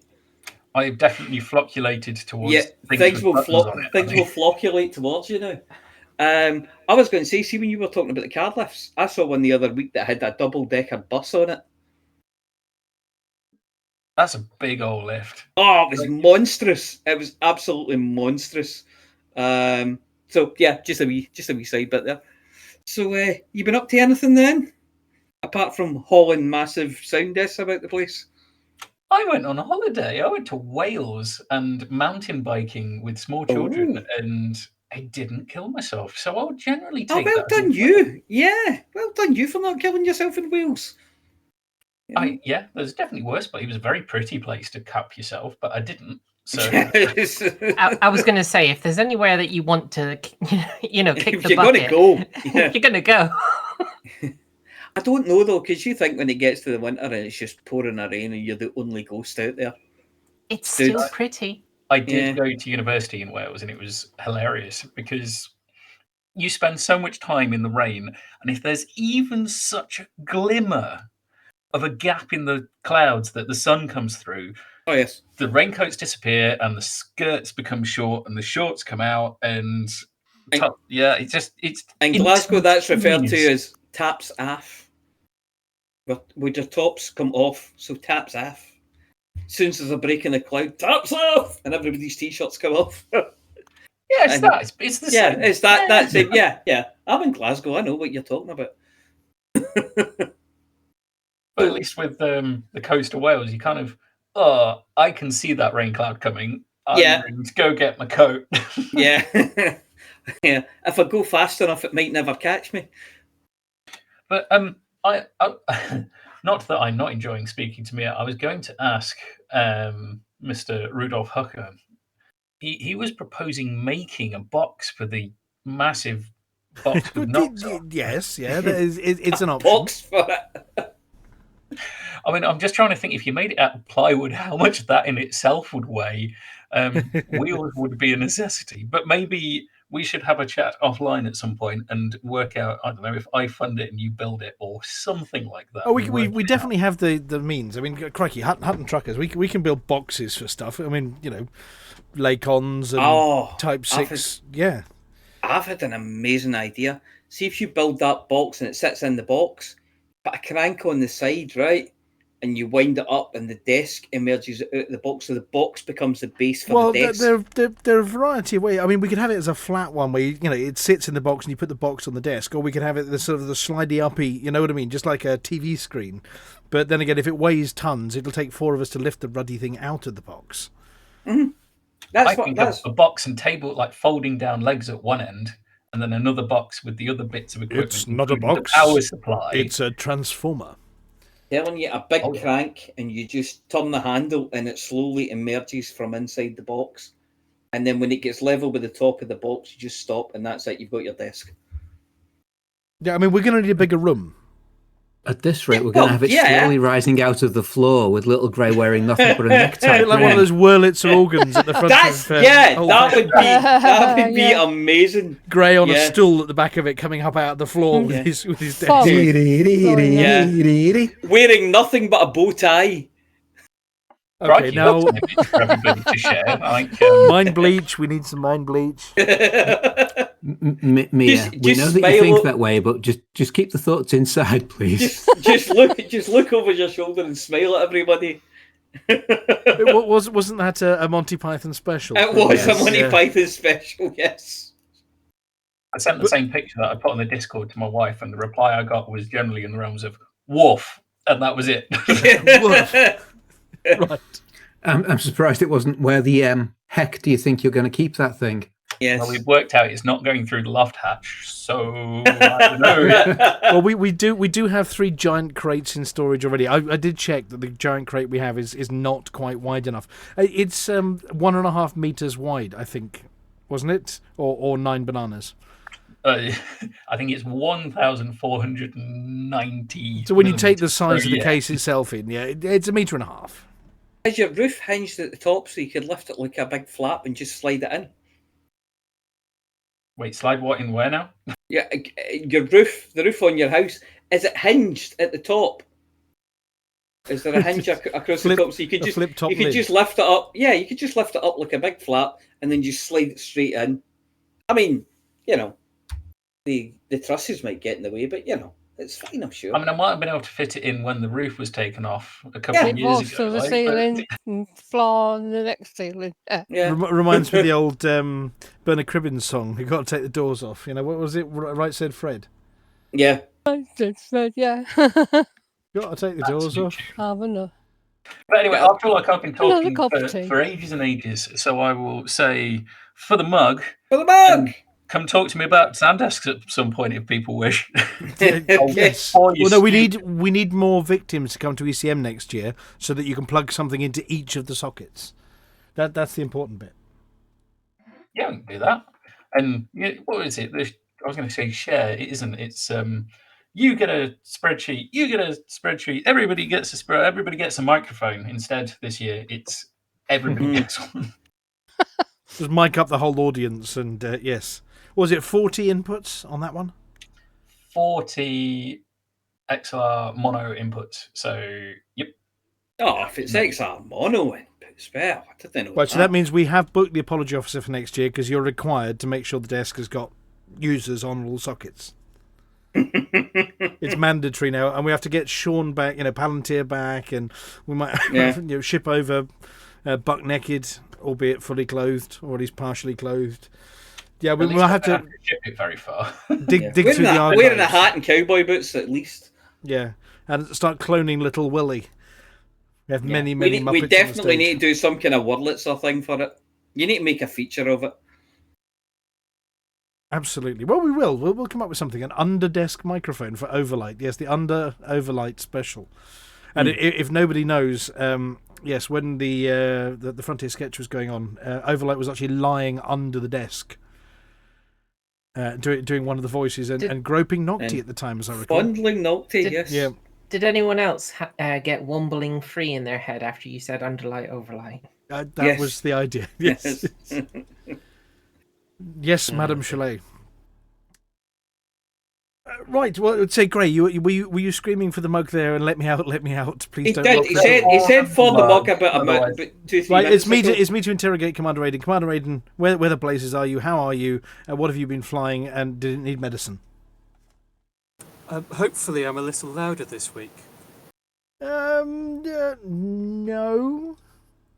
Oh well, in that case, the headset I've acquired is not as useful as the normal microphone. Well, actually, we've only got you boosted by 3.5 decibels, so you're all right. You're all right. Yeah, and from where you're sitting, you sound both clear and perfectly audible to me. You don't sound quiet. You don't sound whispery. You don't sound far away. You sound present. So, go on.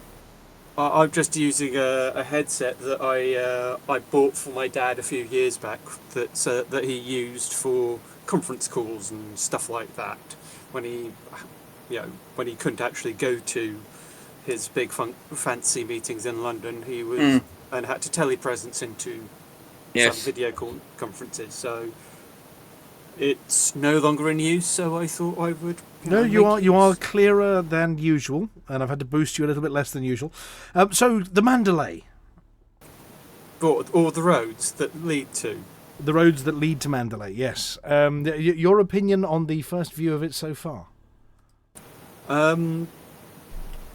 Interesting. It will be see how that. Certainly it looks shiny.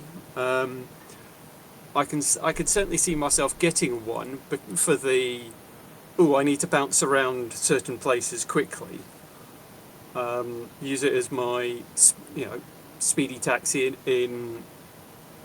instead of my DBX that I currently So you're planning on counting on the long jump range just to get you between A and B quickly and not stopping to smell the space loofers?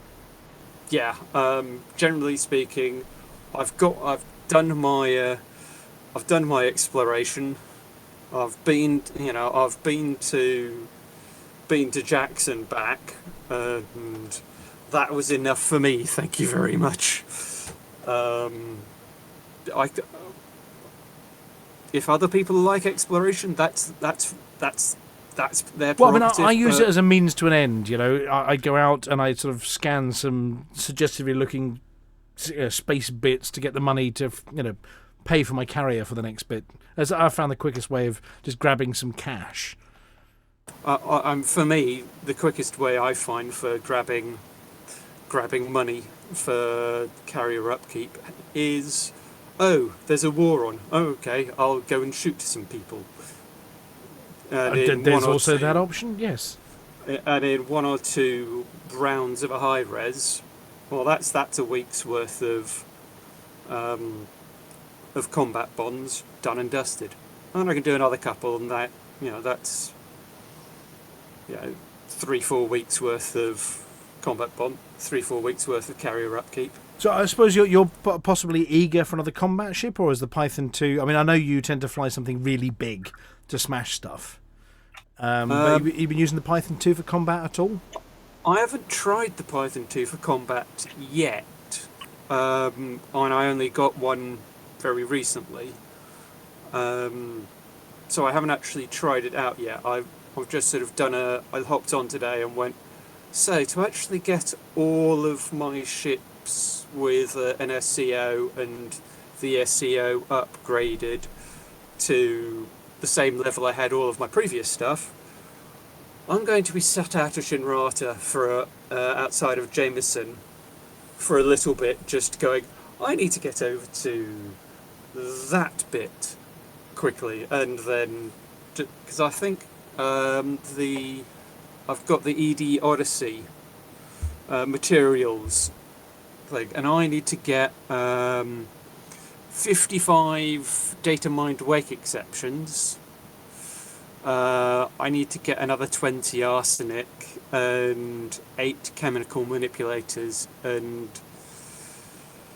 30 odd eccentric hyperspace trajectories. So I've got to do a little bit of that before. Oh, just hang around outside a station and scan stuff. I mean, most of those, you just sort of hang outside a station and scan things. And these days you get a lot more, don't you? For your more bang for your buck on engineering. I've not tried any of that yet, but if I do get more bang for my buck, then awesome sauce.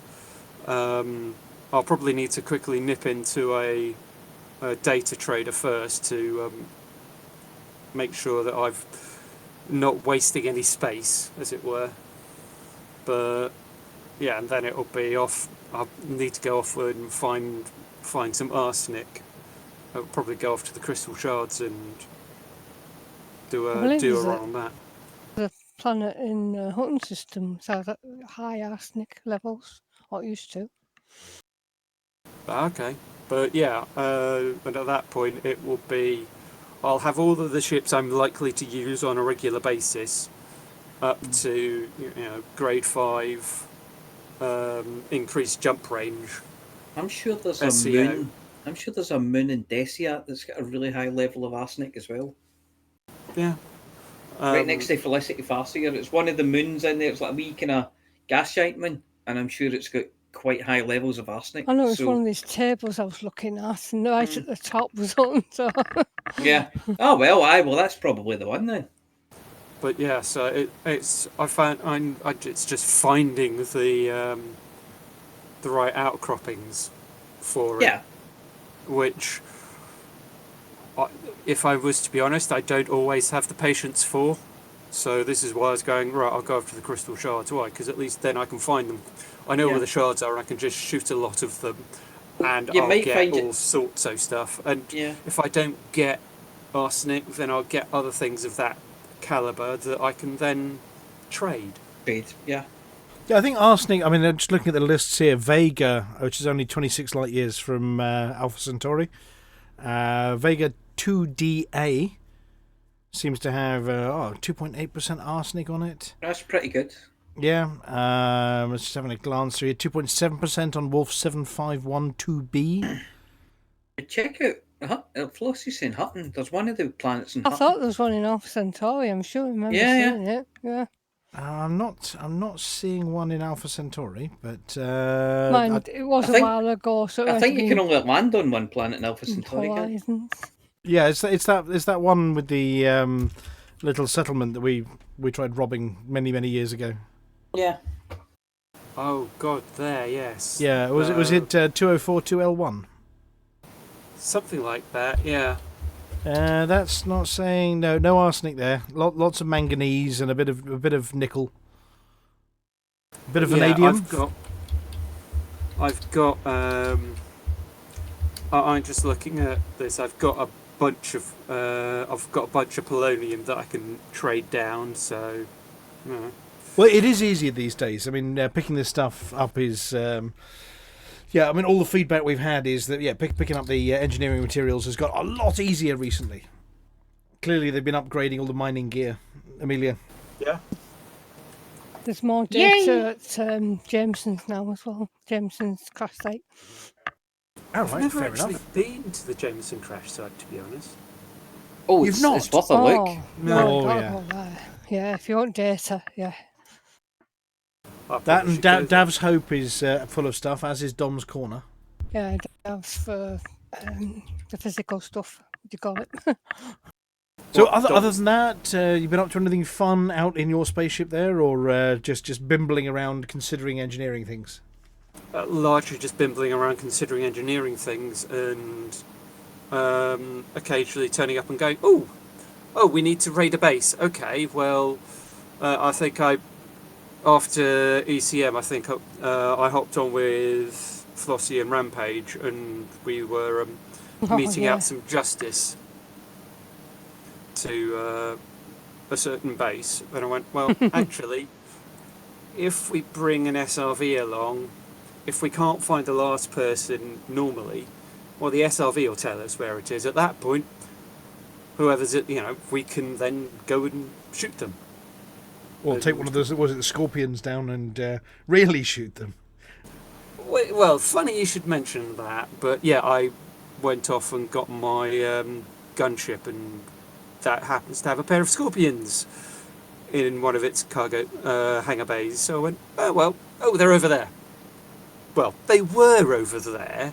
Just sort of spray the whole area. I mean, my experience of using scorpions is just open fire and just spray an area with stuff. Yeah. I just went, I've got missile lock on them. There's a crater now. Terribly sorry. Okay, well, is that your lot, or? Well, as far as Elite goes, yeah, really. Yeah, for the mug. Well, thank you very much for joining us again, and do let us know when you're heading past this area so we can go and invade the local pub again, or maybe the arcade. Yeah, that sounds like a good idea. I was going to do it last week, but then stuff happened and I needed to do things to help out Mum, so... No, absolutely fine. But we're always here if you need to drop by over at the Orbital and head for the bar. Right, next, I think, Flossie, you're interrogating the Inner Bushman. Yep. Inner Bushman, how are you doing? Good evening. I'm very well, thank you. Very good. Are you doing anything exciting lately? Well, lately I'm trying to gain some reputation for upcoming wingman missions that I'm planning to share from my fleet carrier. Yes. But in general, I'm scheming how to get my name on the top of the leaderboards on Hutton. All right. Last week I was trying to get 3 top 1s, but unfortunately I was overtaken by just measly 13 million credits on the leaderboard for combat bonds. Oh well, better luck next time. You did well anyway. I'm just glancing at it at the moment. Yes, hang on a second. Combat bonds. Yeah, last week combat bonds. I believe that was Dart Virtual. Let me see. Last week. Do you still do Top Trucker or whatever, or the Hutton scores or whatever you call it? We do still keep an eye on it. Yes. It was. Crikey, there's somebody there this week. Ace McCall with 455 million in combat bonds. Oh wow.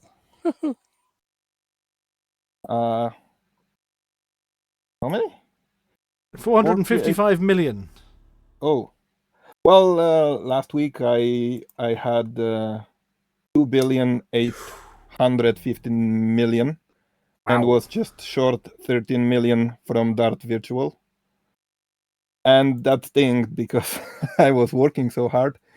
But fortunately, I also got top 1 in cargo bought and cargo sold, because I was loading and unloading my fleet carrier with cargo. Yeah. Sharing some cargo missions with my friends from the fuel rats. All right, yeah. Oh, you're talking to the right person there. Flossie being a dedicated, long-standing fuel rat, yes. Yes. Not that I've done much lately. Well, actually, it's something worth asking both of you. How is fuel ratting these days? I mean, is it settled down and people are getting it wrong less? Or I haven't heard much from the fuel rats for a while. To be honest, there are a lot of new commanders and also some returning commanders that's still on the legacy versions. And we still save them, although it would be better if they were in the live version. It makes it a lot easier to save them that way. I wouldn't be able to. I only use Odyssey. Yeah, I'm currently on Odyssey, but I've got an alternate account, so I'm planning to make another rat and plant it in Colonia. I have one in Colonia, but for long range rescues. Yeah, I have one there. Because going 2 hours to save a client is kind of long, so it's better to have multiple options. Also, and are you two? Sorry, I know you're interviewing as well, Flossie, but I'm curious. Are you two finding more people with the Super Cruise Overdrive getting stranded with no fuel? Oh, that's something that happens a lot more now. Now that the SEO is more getting more in popularity, but still I have clients that actually don't have the SEO for some reason, and they still get stranded. I believe one of my last clients, I can actually check that because I have my paperwork stored. One of the last clients I had was going to one of the stations that's really far, like 0.14 of a light year, and he was going there without the SEO, but also using a really small ship, so he just basically ran out of fuel. Yeah. Just going. Where's 0.14? So it's not. Up in Uchi, isn't it? Off Uchi, is that? Oh, okay, I thought off Uchi was in the perhaps in the the million light second or 100,000 light second. 36 of Uchi, yeah, that was the system.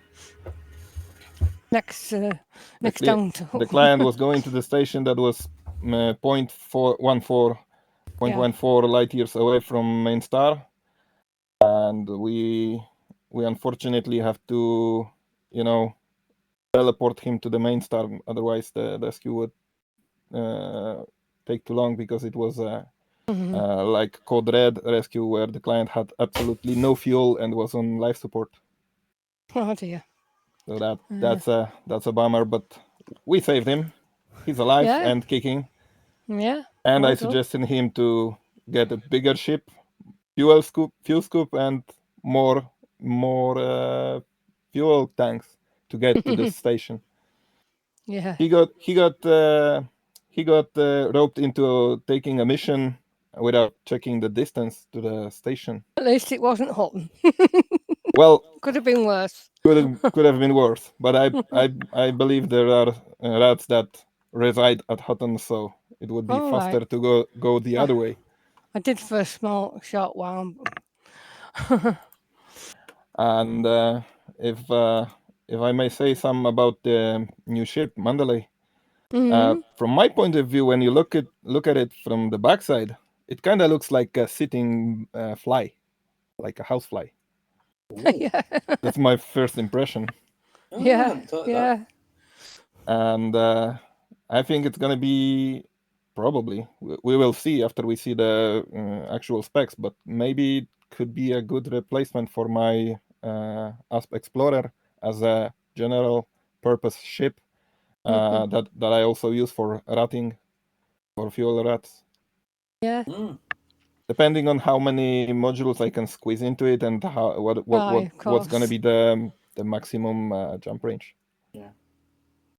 Yes, I'll have to get back in. I think if they put a size 6 FSD in it, it may not have a lot of other optional modules. It might take up a lot of space. But what FSD? Size 6. They may put a size 6 in. I don't know what that is. So the Asp Explorer that you mentioned has a Class 5 frameshift drive, and the what we were discussing earlier in the show is whether the Mandalay is going to have a Class 5 or a Class 6. Class 6, okay, yeah.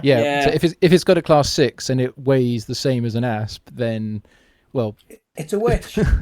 Put it this way, I'm pretty sure the technical limit on jumps, like any jump, is 500 light years, like hard coded. So if that thing can reach 125, which it would be in danger of doing, you could neutron and especially about this stuff. In that case, that's going to be the best ratting ship ever. Yeah, it would be great as an explorer, but it would take up a lot of space in the ship, so you may not get more modules. And depending on how many other modules there are, because for ratting you don't need much. You need the fuel limpet, sometimes the repair limpet. I also haul with me the collector limpet because the new engineering materials, it's really easy to pick it up. Also after killing the pirates you can scoop some up, so that's also nice. So if that also lets me to squeeze in maybe a slightly bigger cargo rack than I have right now, because my cargo rack right now is just 8 tons. That's a class 3. So if I can squeeze class 4, maybe that's more limpets for me, and then maybe I can make like small delivery missions or something. Yeah. Remember your fuel scoop. Yeah. For writing. Yeah. Oh, you don't one of those. You would not dare forget. Yeah, my fuel scoop has a prime real estate, and it's a class 6A, so there's nice. There's no going back, because there's no going back. When you are rescuing the client, and you have to get there in time. So you need to be fast. You don't have time to scoop around. You just you don't slow down and scoop. You just have to go right across, don't you? Yeah. You just graze the star and jump away. Star, Drop a heatsink so you don't blow up, and it's fine. Yeah. No, just fly up to the star, charge while you're scooping. Stop the heatsink, overheat. No, it's fine. Yeah, that's what I'm doing recently. I've equipped my rutting ship with a heatsink, so I can scoop and charge at the same time. Do you know what though? See when you look at the star on your radar in the middle of your screen, when the star turns from red to orange, that means you're out of scoop range and you can jump. Yeah, that's cool enough to jump without overheating. Yeah, you're far enough away that it's. Yeah, it's but not that's not the point. The point is to scoop while you are charging. No. Yeah. So you can charge while scooping, so you save time for the client. I will have nightmares about that tonight. No, I know why I've always been. I'm dropping the heatsink at around 100 heat. How many heats have you got? Heat sinks? You just need the one. You can just. You don't need many. If you have 3 jumps to the client, you just need to scoop. You just need to scoop at the last star, so you have more fuel to share with the client. Okay. Yeah. Okay. So 3 is more than enough for one rescue, and then you can restock. Yeah. Yeah. Probably, maybe the Mandalay will have more utility slots than the Explorer. Maybe. Maybe not. I think if it's got a size 5 FSD or a class 5 FSD, that'll be fine. It'll have lots of space. If it's got a class 6, it won't have a lot of other things. I see. I think because the 6 is much bigger, takes up more space. So, yeah, and also the ship looks big in the wingspan, but actually the hull seems kind of squished, right? Mm-hmm. Yeah. So there's not much anything that can be stuck in the wings. Maybe the hard points. Hard points, yeah. Your utilities. And utilities, but the most of the cargo will be in the belly. Yeah. Speaking of the belly, it's I think it's nice that it's like curvy on the top side and boxy on the lower side. Yeah. That makes everyone happy. Yes. Mm-hmm. And your SRV comes out facing forward. Armadillos, was it smooth on the outside, crunchy on the inside?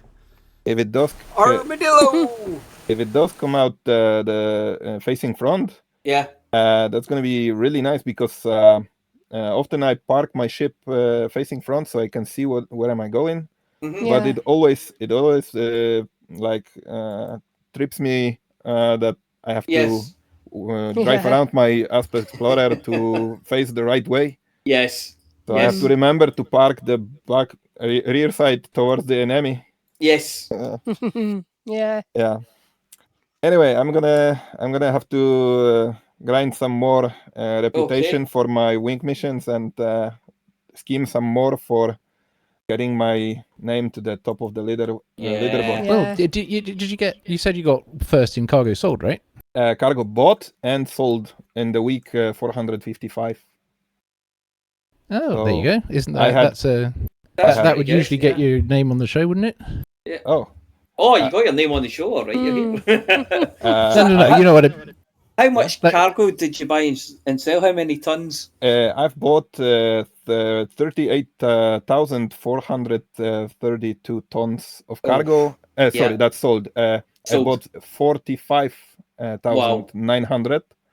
and sold 38 of that because some of the other rats were helping me unload, so they also made some money. That's a lot. That's a lot. Well done. Yeah, thanks. That's proper Hutton trucking. That is. Yeah, oh, yeah, definitely. We might have to see whether Buck's got one of his spare patches. That would be cool. Yeah, we'll have to. Well, I don't know whether he's still lurking around in chat, but we'll have to have a chat with Butt Naked. I tell you what, could you drop us an email over to itookpart@huttonorbital.com? Sure, no problem. And we will see. We did give a lot of them away over at ECM, but we might be able to snaffle one, if you've not got it yet, one of the Hutton patches as well, because that sounds to me like a proper effort. Oh, absolutely. Yeah. Well, I'll be honored. Well, certainly we can sort out a Hutton decal. Have you got a Hutton decal yet? No, I don't. Well, that's an easy one. We can do that straight away. Yeah, drop us an email over to itookpart@huttonorbital.com and just sort of let us know who you are, and we can certainly get you a Hutton decal for those efforts. And then we'll talk to Butt Naked to see whether he's got one of his actual flight patches left as well. Well, thank you very much. Yeah. For the mug. For the mug. For the mug. Thank you. For the mug. Valkyrius, your turn. Interrogate Litho. Lithoraker. Hello.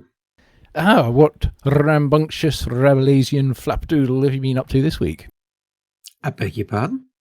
I have been eagerly waiting at the door for trucking to be trucked to me in real life. It's game adjacent trucking, because it's big boxes that say Fantex and Gigabyte and Spectator. It's spectator trucking. Yeah, but there's lots and lots of bits of flight interface console, also known as gaming PC, been arriving at my door. Yeah. Oh, that's good. Good specs. AMD 7800 X3D, Radeon 7, and 4070 Ti Super. So, yeah, pretty good specs. Yeah, unfortunately, it's currently missing its RAM, so it's sitting there waiting in a pile, ready for the last delivery to arrive tomorrow. I'm sure if you ram that hard, it should be. There'll be a crunch, and I'll start crying. Yeah. He's still got to fit the legs and the laser cannon to it. Yeah, that as well. That's on a separate back order, though. No, big screen. Same old screens as I've been using. So 3 32-inch 1440p monitors. Yeah, that sounds big enough screen. It counts. Do you do the whole? If there are three, are they in a fan? So you've got all three, and you can look to the side. I can. I've played Elite that way, but my current machine doesn't exactly give a good frame rate when I do that. Which is one of the reasons why I need the upgrade. But the new one will be able to do it very nicely. So yeah, they're curved around and cover most of the top surface of my desk at the moment. Yeah, I'm looking forward to getting that set up and playing with that. So first thing you do once you got that up and running, Type 8, Python Mark II. Python Mark II, I think. I like the look of that one. It looks like it's going to be fun. And then go do some ground combat where it's completely useless. Yeah, I kind of wish chips like that. I sort of want to hot drop the SRV for that. Oh, wouldn't that be awesome? Yeah, I get it would be a bit too much if you could get your ship to give you close air support, but I always think like Mass Effect, like how the Mako drops down like that. Yes. How the Normandy drops the Mako, you should be able to drop your SRV like that. Yeah. Well, I mean, you should be able to get close air support because you should be able to do it in multi-crew. Oh, well, yeah, I mean, yeah, of course, if you've got another commander, that kind of, eases things a bit. Exactly. But yeah, that would be good. But no, you've got to land and put the ramp down and slowly trundle off and then slowly take off. Yeah, no, not the same at all. So yeah, that's definitely going to be on the list of things to do soon to get the machine up and running. One of the first things installed is definitely going to be Elite. Before long, you will end up with how many Python Mark IIs have I got? They've kind of replaced the Imperial Cutter for general combat operations, insofar as one ends up with one for every little different thing. So you got like a bounty Python Mark II, but I end up with a Spire sight missile Python Mark II, a Spire Sight multi-cannon Python Mark II, Yeah. a AX conflict zone Python Mark II, a Titan Python Mark II. Well, they all need subtly different builds, or dramatically different builds in some cases. So yeah, I can imagine you would need several. But if you're, what are you doing with it then? With the Python, I will probably be doing just general bounty hunting at first. Load that up with 6 frag cannons to start off. It's not the best for for general bounty hunting. You probably want a bit more variety, like a laser in there or on the lower hard point or something. But if you just something for a bit of shield removal, to start off, if you don't know what to put on it, the default option is just multi cannons. But if you load it up with 6 fragment cannons, you'll basically wreck anything. It's just point and and explosions occur. So. Yeah, point and shoot. Yep, sounds like fun. Yeah, but first I've got to put it all together. It's like a horribly complicated jigsaw puzzle. Maybe a large block of Lego. PC. Did you get the processor separately? Oh yeah, it's a complete set of parts. Yeah, that's one of the things where getting the motherboard with, if you can get that part pre-built, it saves quite a lot of trouble. No, the AM5 socket, the processors literally just drop in. It's a lot more hassle getting the cooling system mounted onto the CPU than it is getting the CPU onto the board. I was going to say, don't you have to mess around with all the thermal paste? That's the coolant, yeah, or the cooler, yeah. It's I've got an AIO water-cooled system for it, so it's going to be fun to mount.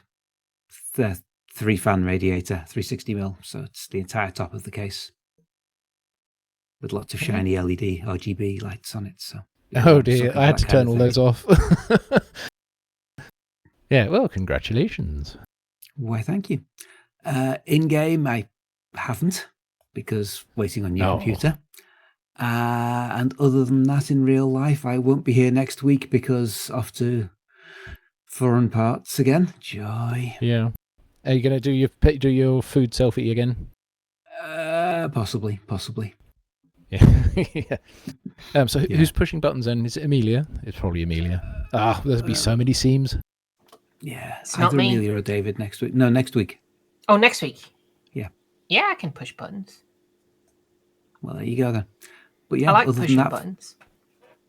From me, it's just for the mug, I think. For the mug. Amelia to Mia. Oh, hello, Mia. Hello, how you doing? Oh, I'm pretty good, but this isn't about me. This is about you. It's like V will ask the questions. How are you? I'm all right. Yeah, not too bad. Have you been getting up to anything fun? It's all fun. I have been in Elite for a wee bit, and I've been in kind of fixing up my Type 8. Getting it set up for exploration, for long range exploration, because it's the only one of the T-ships now that I haven't had to Beagle Point and beyond. So I have to go and take that out at some point. So you're gonna be the bull. I'm going to have to just go there. I'm just going to get it. I've got it worked out. I've got it to about, I think it's about 56.7 light years at the moment, jump range. So it's not going to be too bad. It's going to be pretty good for a cargo ship. That's pretty good, yeah. Yeah. So, yeah, I'll do that, see how it goes. I've got a couple of wee bits to do, a couple of wee things to lighten to see if it makes any difference. And then, just off I go. Nice. So, yeah, I'll just need to work out my route. There's probably a couple of places I want to see on the way. I don't know if you can hear, but Mooncake has notes. Mooncake does have notes. I can hear that, yes. Yes. So yeah, that's pretty much what I've been doing in game. That's me. So I think I'm just going to say for the mug. For the mug. For the mug. For the mug. Mug. Right, For the Flossie. mug. Yes. Mandalays, you getting one? After all that chat so far? Probably. Yeah. Yeah. I'll have to try one. Well, with the comments about fuel ratting that you've been doing. But so no CGs recently. If there are no CGs, what's Flossie normally up to? Is it rocket launchering enemies in the back of the head on combat zones? If there's anybody about to play with, yes, like Rampage and company, but they haven't been on this last week or so. So I have been playing World of Warcraft instead. I heard there was something new over in that, wasn't there? Or... Yes, there's a new expansion pack out. Which lets you sort of do solo endgame content with NPCs helping you. I pay attention. I knew you were going to talk about WoW. Yeah, we'd have these. I've only done one so far. Follower dungeons, yeah. Oh, is that what they're called? Follower dungeons, yeah. Well, I'm not usually that keen on doing, and not on my own anyway. I don't mind if it's with a guild, but I've not really been in a guild that does all that. So this is the threatening message over the Pilots Federation. You better bring me some more CGs, otherwise I'm going to go and play with pandas. And oh no, that was a few decades ago, wasn't it? Yes. Actually, there's been another panda session recently. I sort of revisited pandas. Oh right, okay. Plus, if you ever fancy doing a dungeon, just give me a buzz. I will happily, because I do dungeons solo all the time. But if you ever fancy going on a dungeon run, I will be happy to go with you. All right.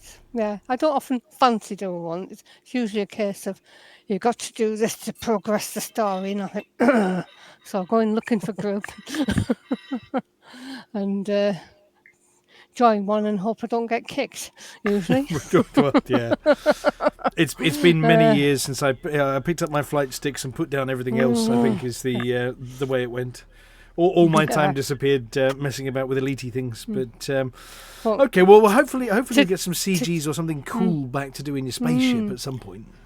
But today I spent most of the day going around all of the new area, doing all the exploration and getting all the glyphs, new glyphs. Yeah, so that was a good bit done.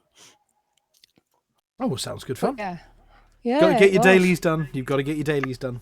Oh, no dailies yet. But yeah, no, it was good fun today. I don't think dailies are such a big thing anymore, are they? I mean, I'm talking harking back to you get the world the quest once you get to 80, I believe. But I've never really done many of them. I do more stuff on my own. Oh, well, we'll come and join you with a rocket launcher and an Aphelion laser rifle. You let me have an Aphelion laser rifle, then I'm there. Plus, seriously, if you ever want to hang out, just give me a buzz. Yeah, okay. Well, excuse me, my voice is going. So, not really done much in Elite.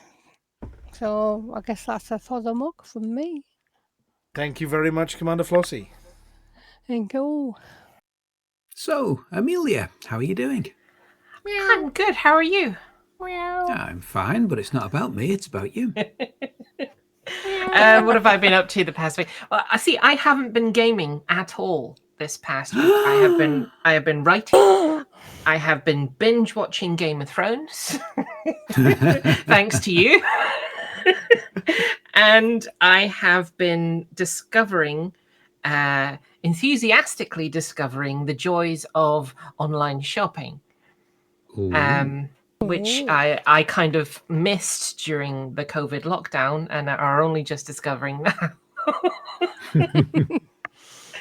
So, yeah, that's been my week. I haven't gamed at all. Better late than never, I suppose, for the online shopping. Aye. Yeah, Definitely. The thing is I didn't realize you don't have to leave the house anymore. It's great. It's fantastic. Yeah. I don't have to see people. I don't have to interact with people. It's wonderful, isn't it? It's brilliant. I love it. How have you missed this? And how are we talking? Just supermarket shopping or Amazon type? Buying computer parts on the internet shopping? All of it. Guilty. All of it. See, the thing is I am very slow to change, you know?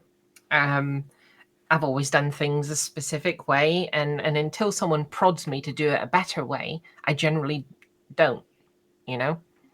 And so, yeah, if I've needed a new pair of jeans or whatever, I go out to the shop and I get the jeans and I bring it back home.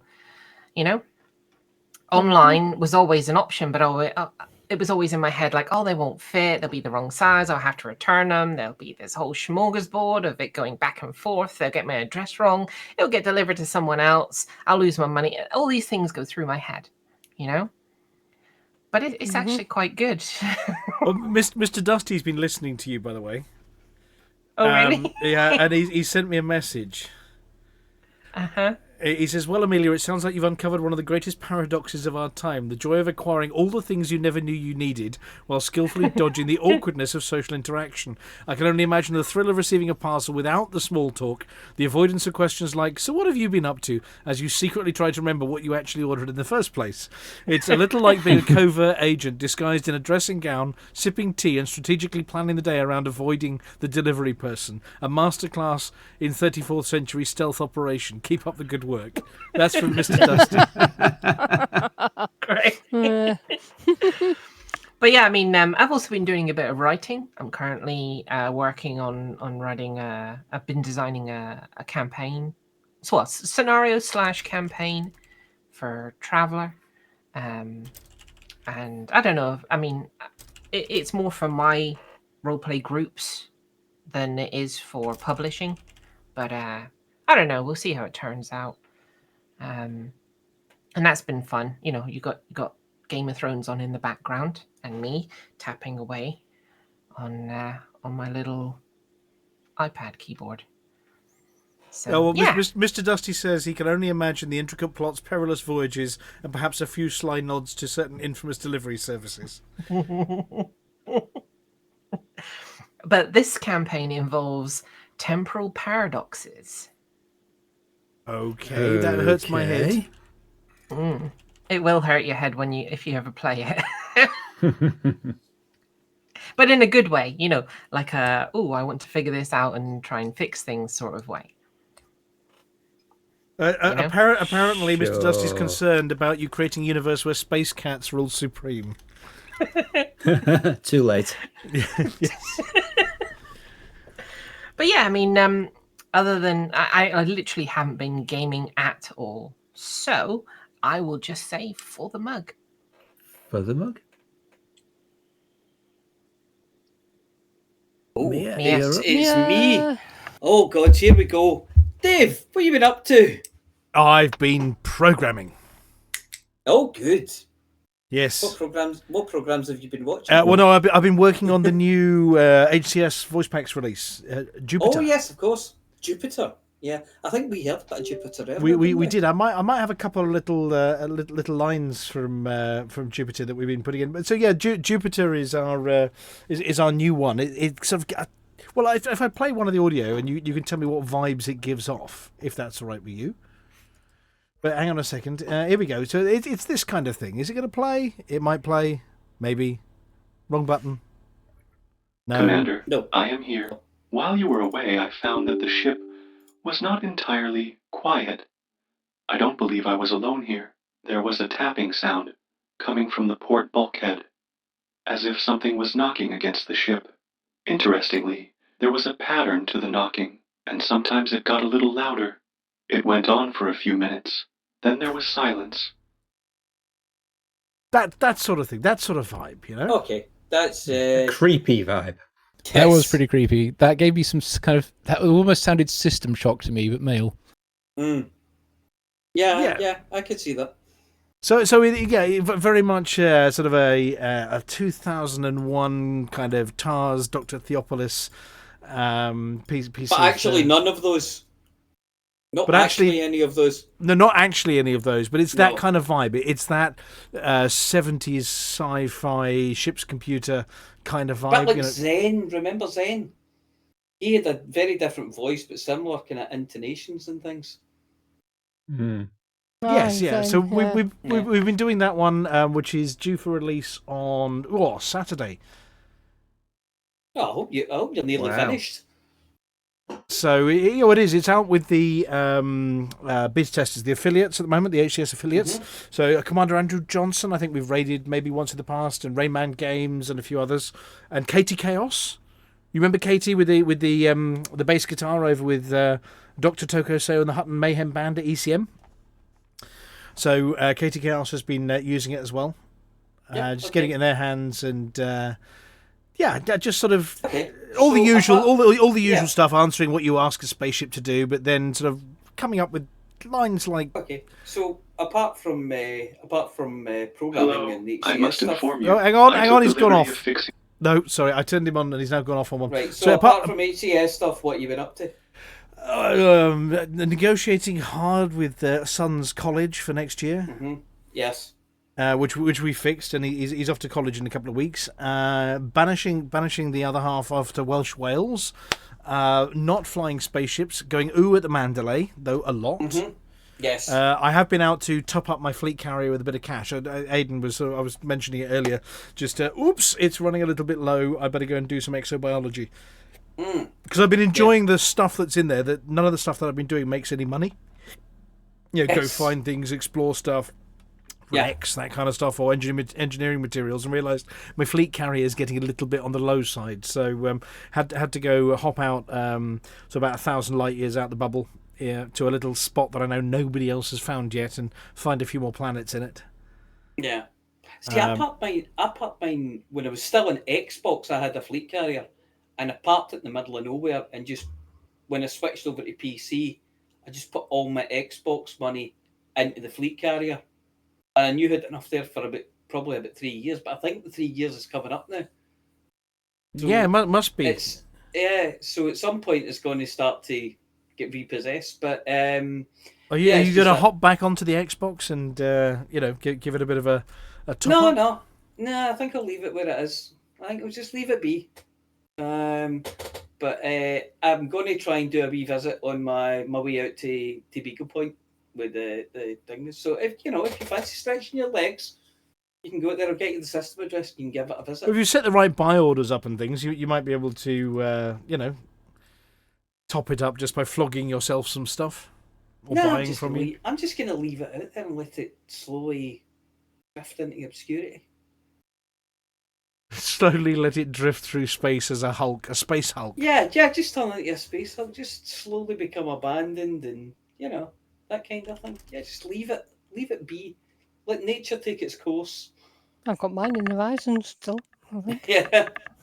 But it's about 10,000 light years out. It's a way up high, and it's in a system with an Earth-like and a moon you can land on and look at the Earth-like. So yeah. If anybody fancies going out there, it's worth a wee visit. So are you planning on getting into game for anything, David? Well, I'm hoping to. Obviously, we got to do video footage and whatever. So yeah, I am.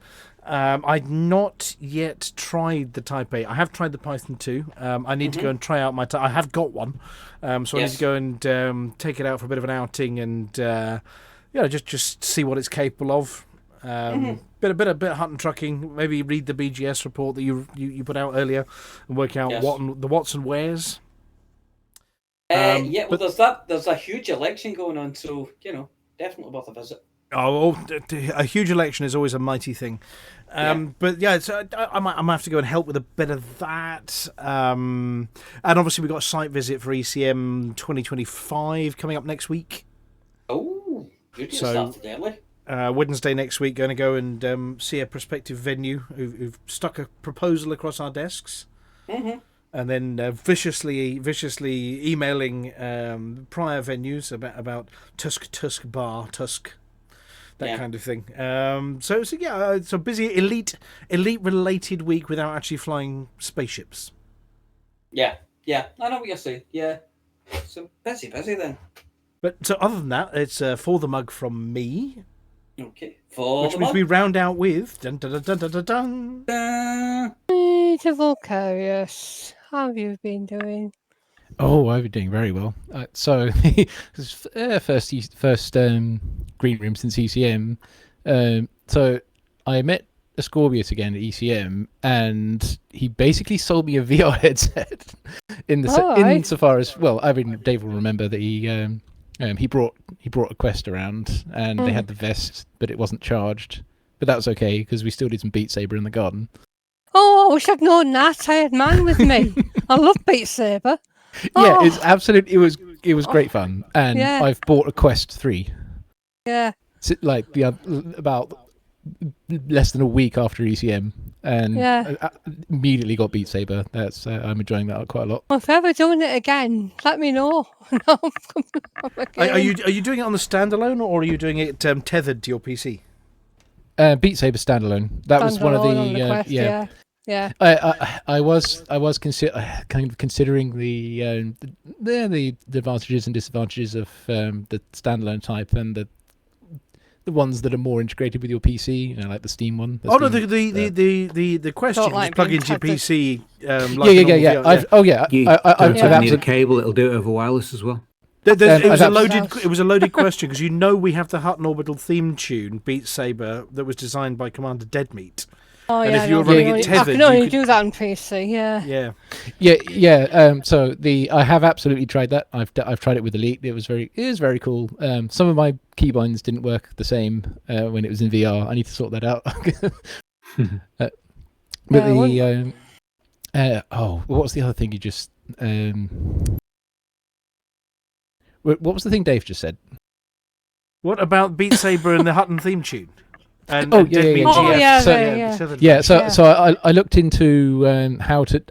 Apparently, on the Quest 3, you need to get developer access to it, which I kind of want to do anyway, because I kind of want to see if I can make a cube rotate in it myself. But in any case, I still need to get developer access. Apparently, you need to downgrade the version of Beat Saber because mods don't work on the one that it's got. I don't fancy doing any of that.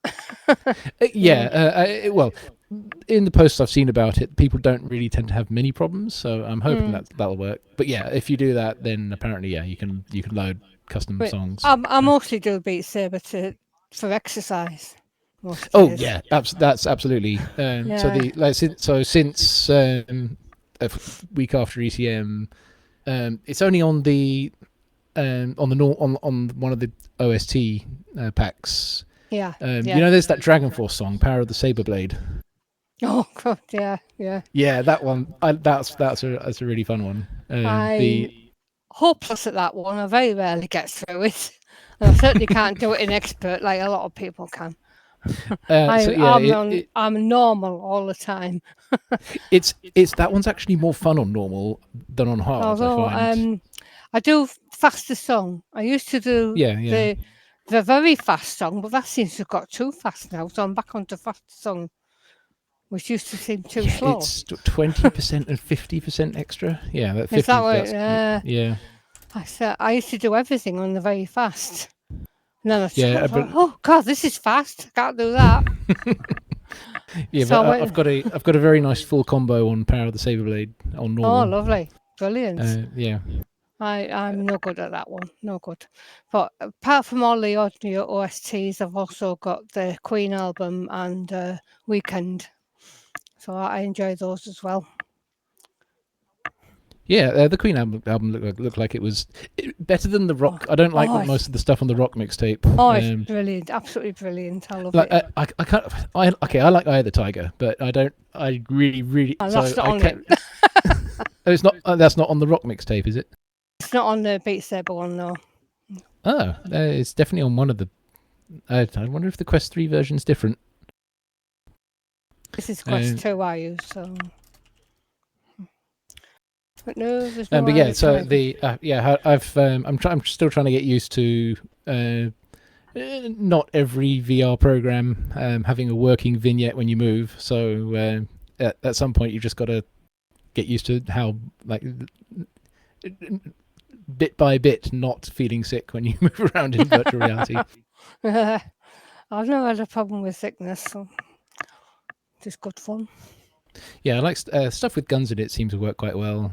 So I've tried. I've not done anything like that. For those that like your RPG stuff and whatever, I've been playing quite a bit of Demeo in there, which is a bit like Hero Quest. If you remember that from back in the day, that's been a good laugh. And my brother and I think Rampage plays it as well. You stand around the board and you roll your dice and move your men about, and spells go off, and that's a good fun little multiplayer game that we've been enjoying. Because in stuff like I think it's called something like Gun Club VR. You kind of grab the weapon like using your not the trigger finger but the middle finger on the side trigger. Oh yeah. And like you have to like put the mag into it and load one round. You actually have to click the thingy. Right. Like with your other hand, yeah. Complicated. Yeah, I know Beat Saber's more simple. Yeah. Yeah. So that's my new toy. So. All right. And aside from that, well, everyone knows what I do in Elite every week anyway. Yeah. And yeah, I say about your Beat Saber anyway. Good to know you also play. Yep, and in the game.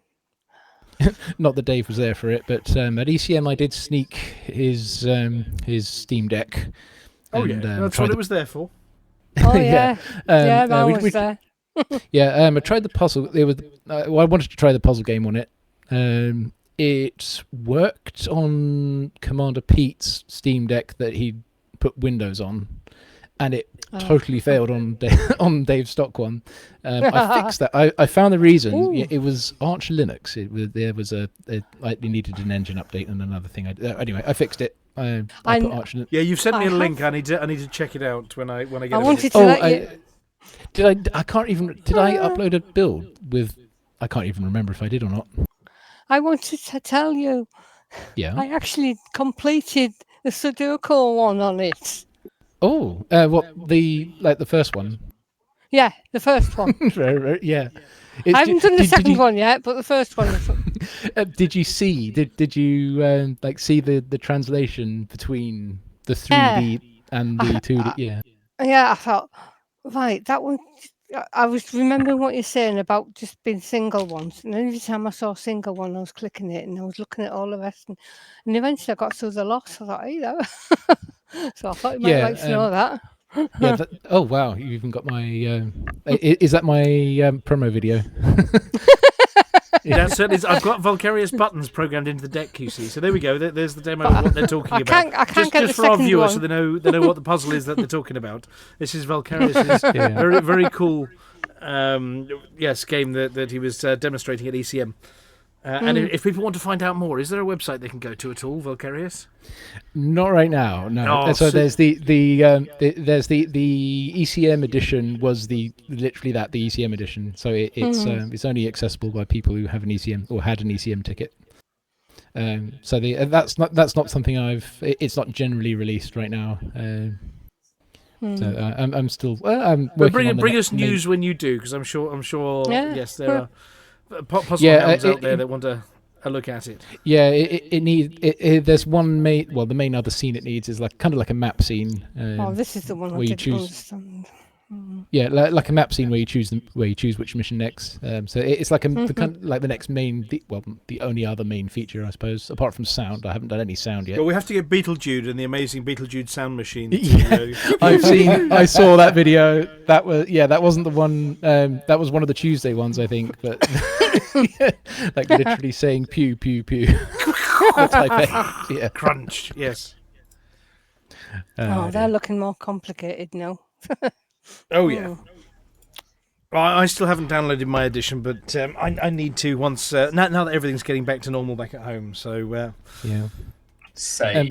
But that first Sudoku one, that one you can do just by inspecting each layer on its own. For the first one, that's the purpose of that.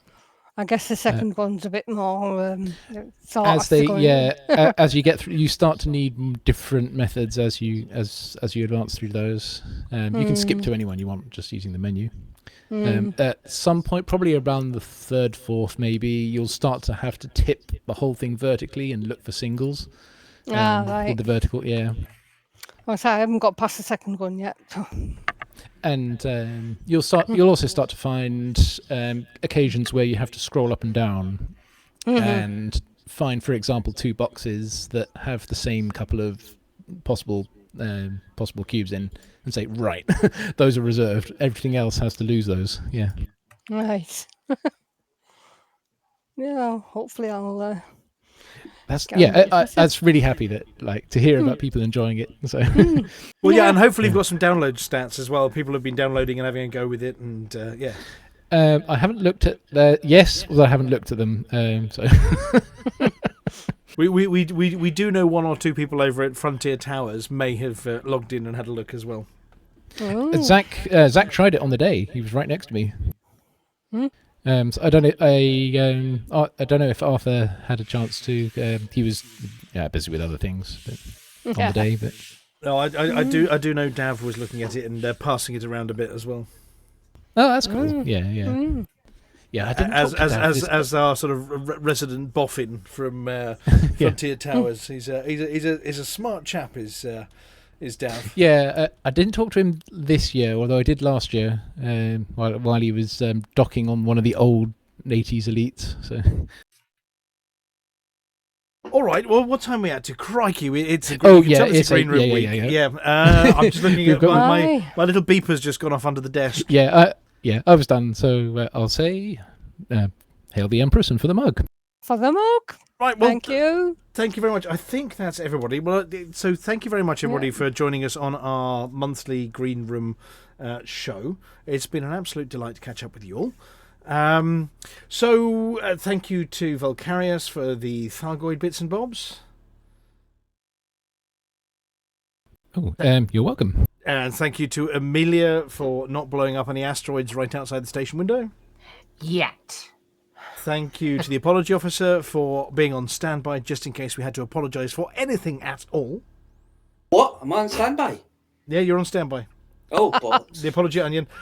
Thank you for Flossie for not telling us about any CGs this week.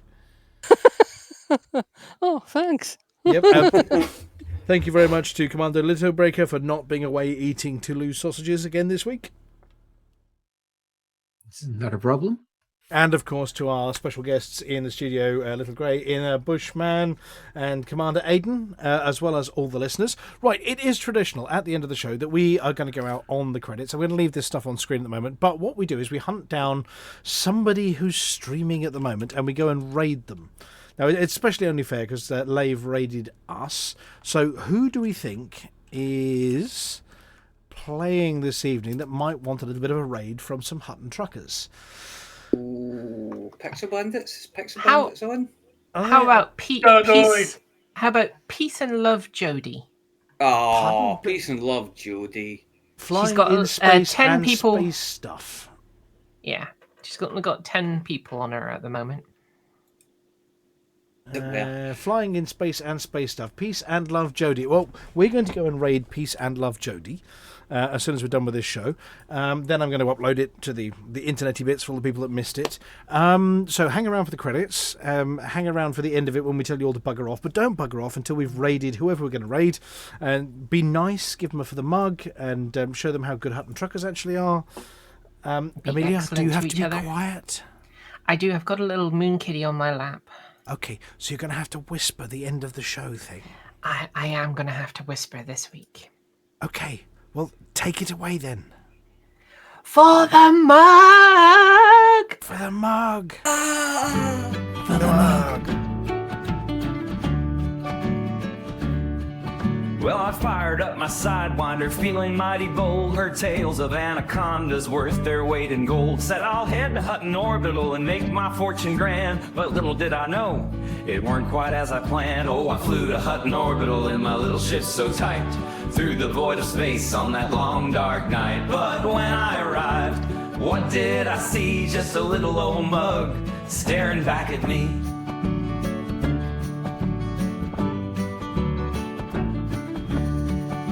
They said, come to Hutton, son, and get your big reward. An anaconda ship, you'll be the envy of the board. But as I landed gently, my dreams began to fade. For all I got was a mug and the memories we made. Oh, I flew to Hutton Orbital in my little ship so tight, through the void of space on that long dark night. But when I arrived, what did I see? Just a little old mug staring back at me.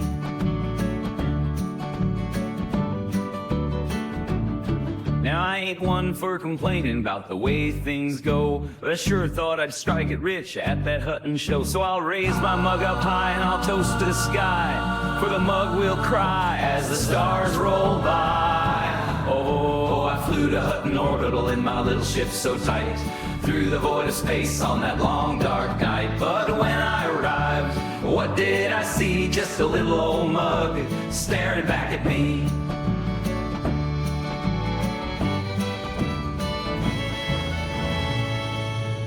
So here's to all you pilots, dreaming big and bold. Just remember, at Hutton, your fortune might not unfold. But take it in your stride and enjoy the ride, for the mug will shout with country pride. For the mug.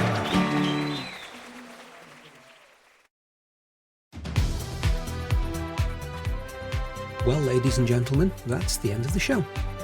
Everyone's buggered off now, so why don't you bugger off too?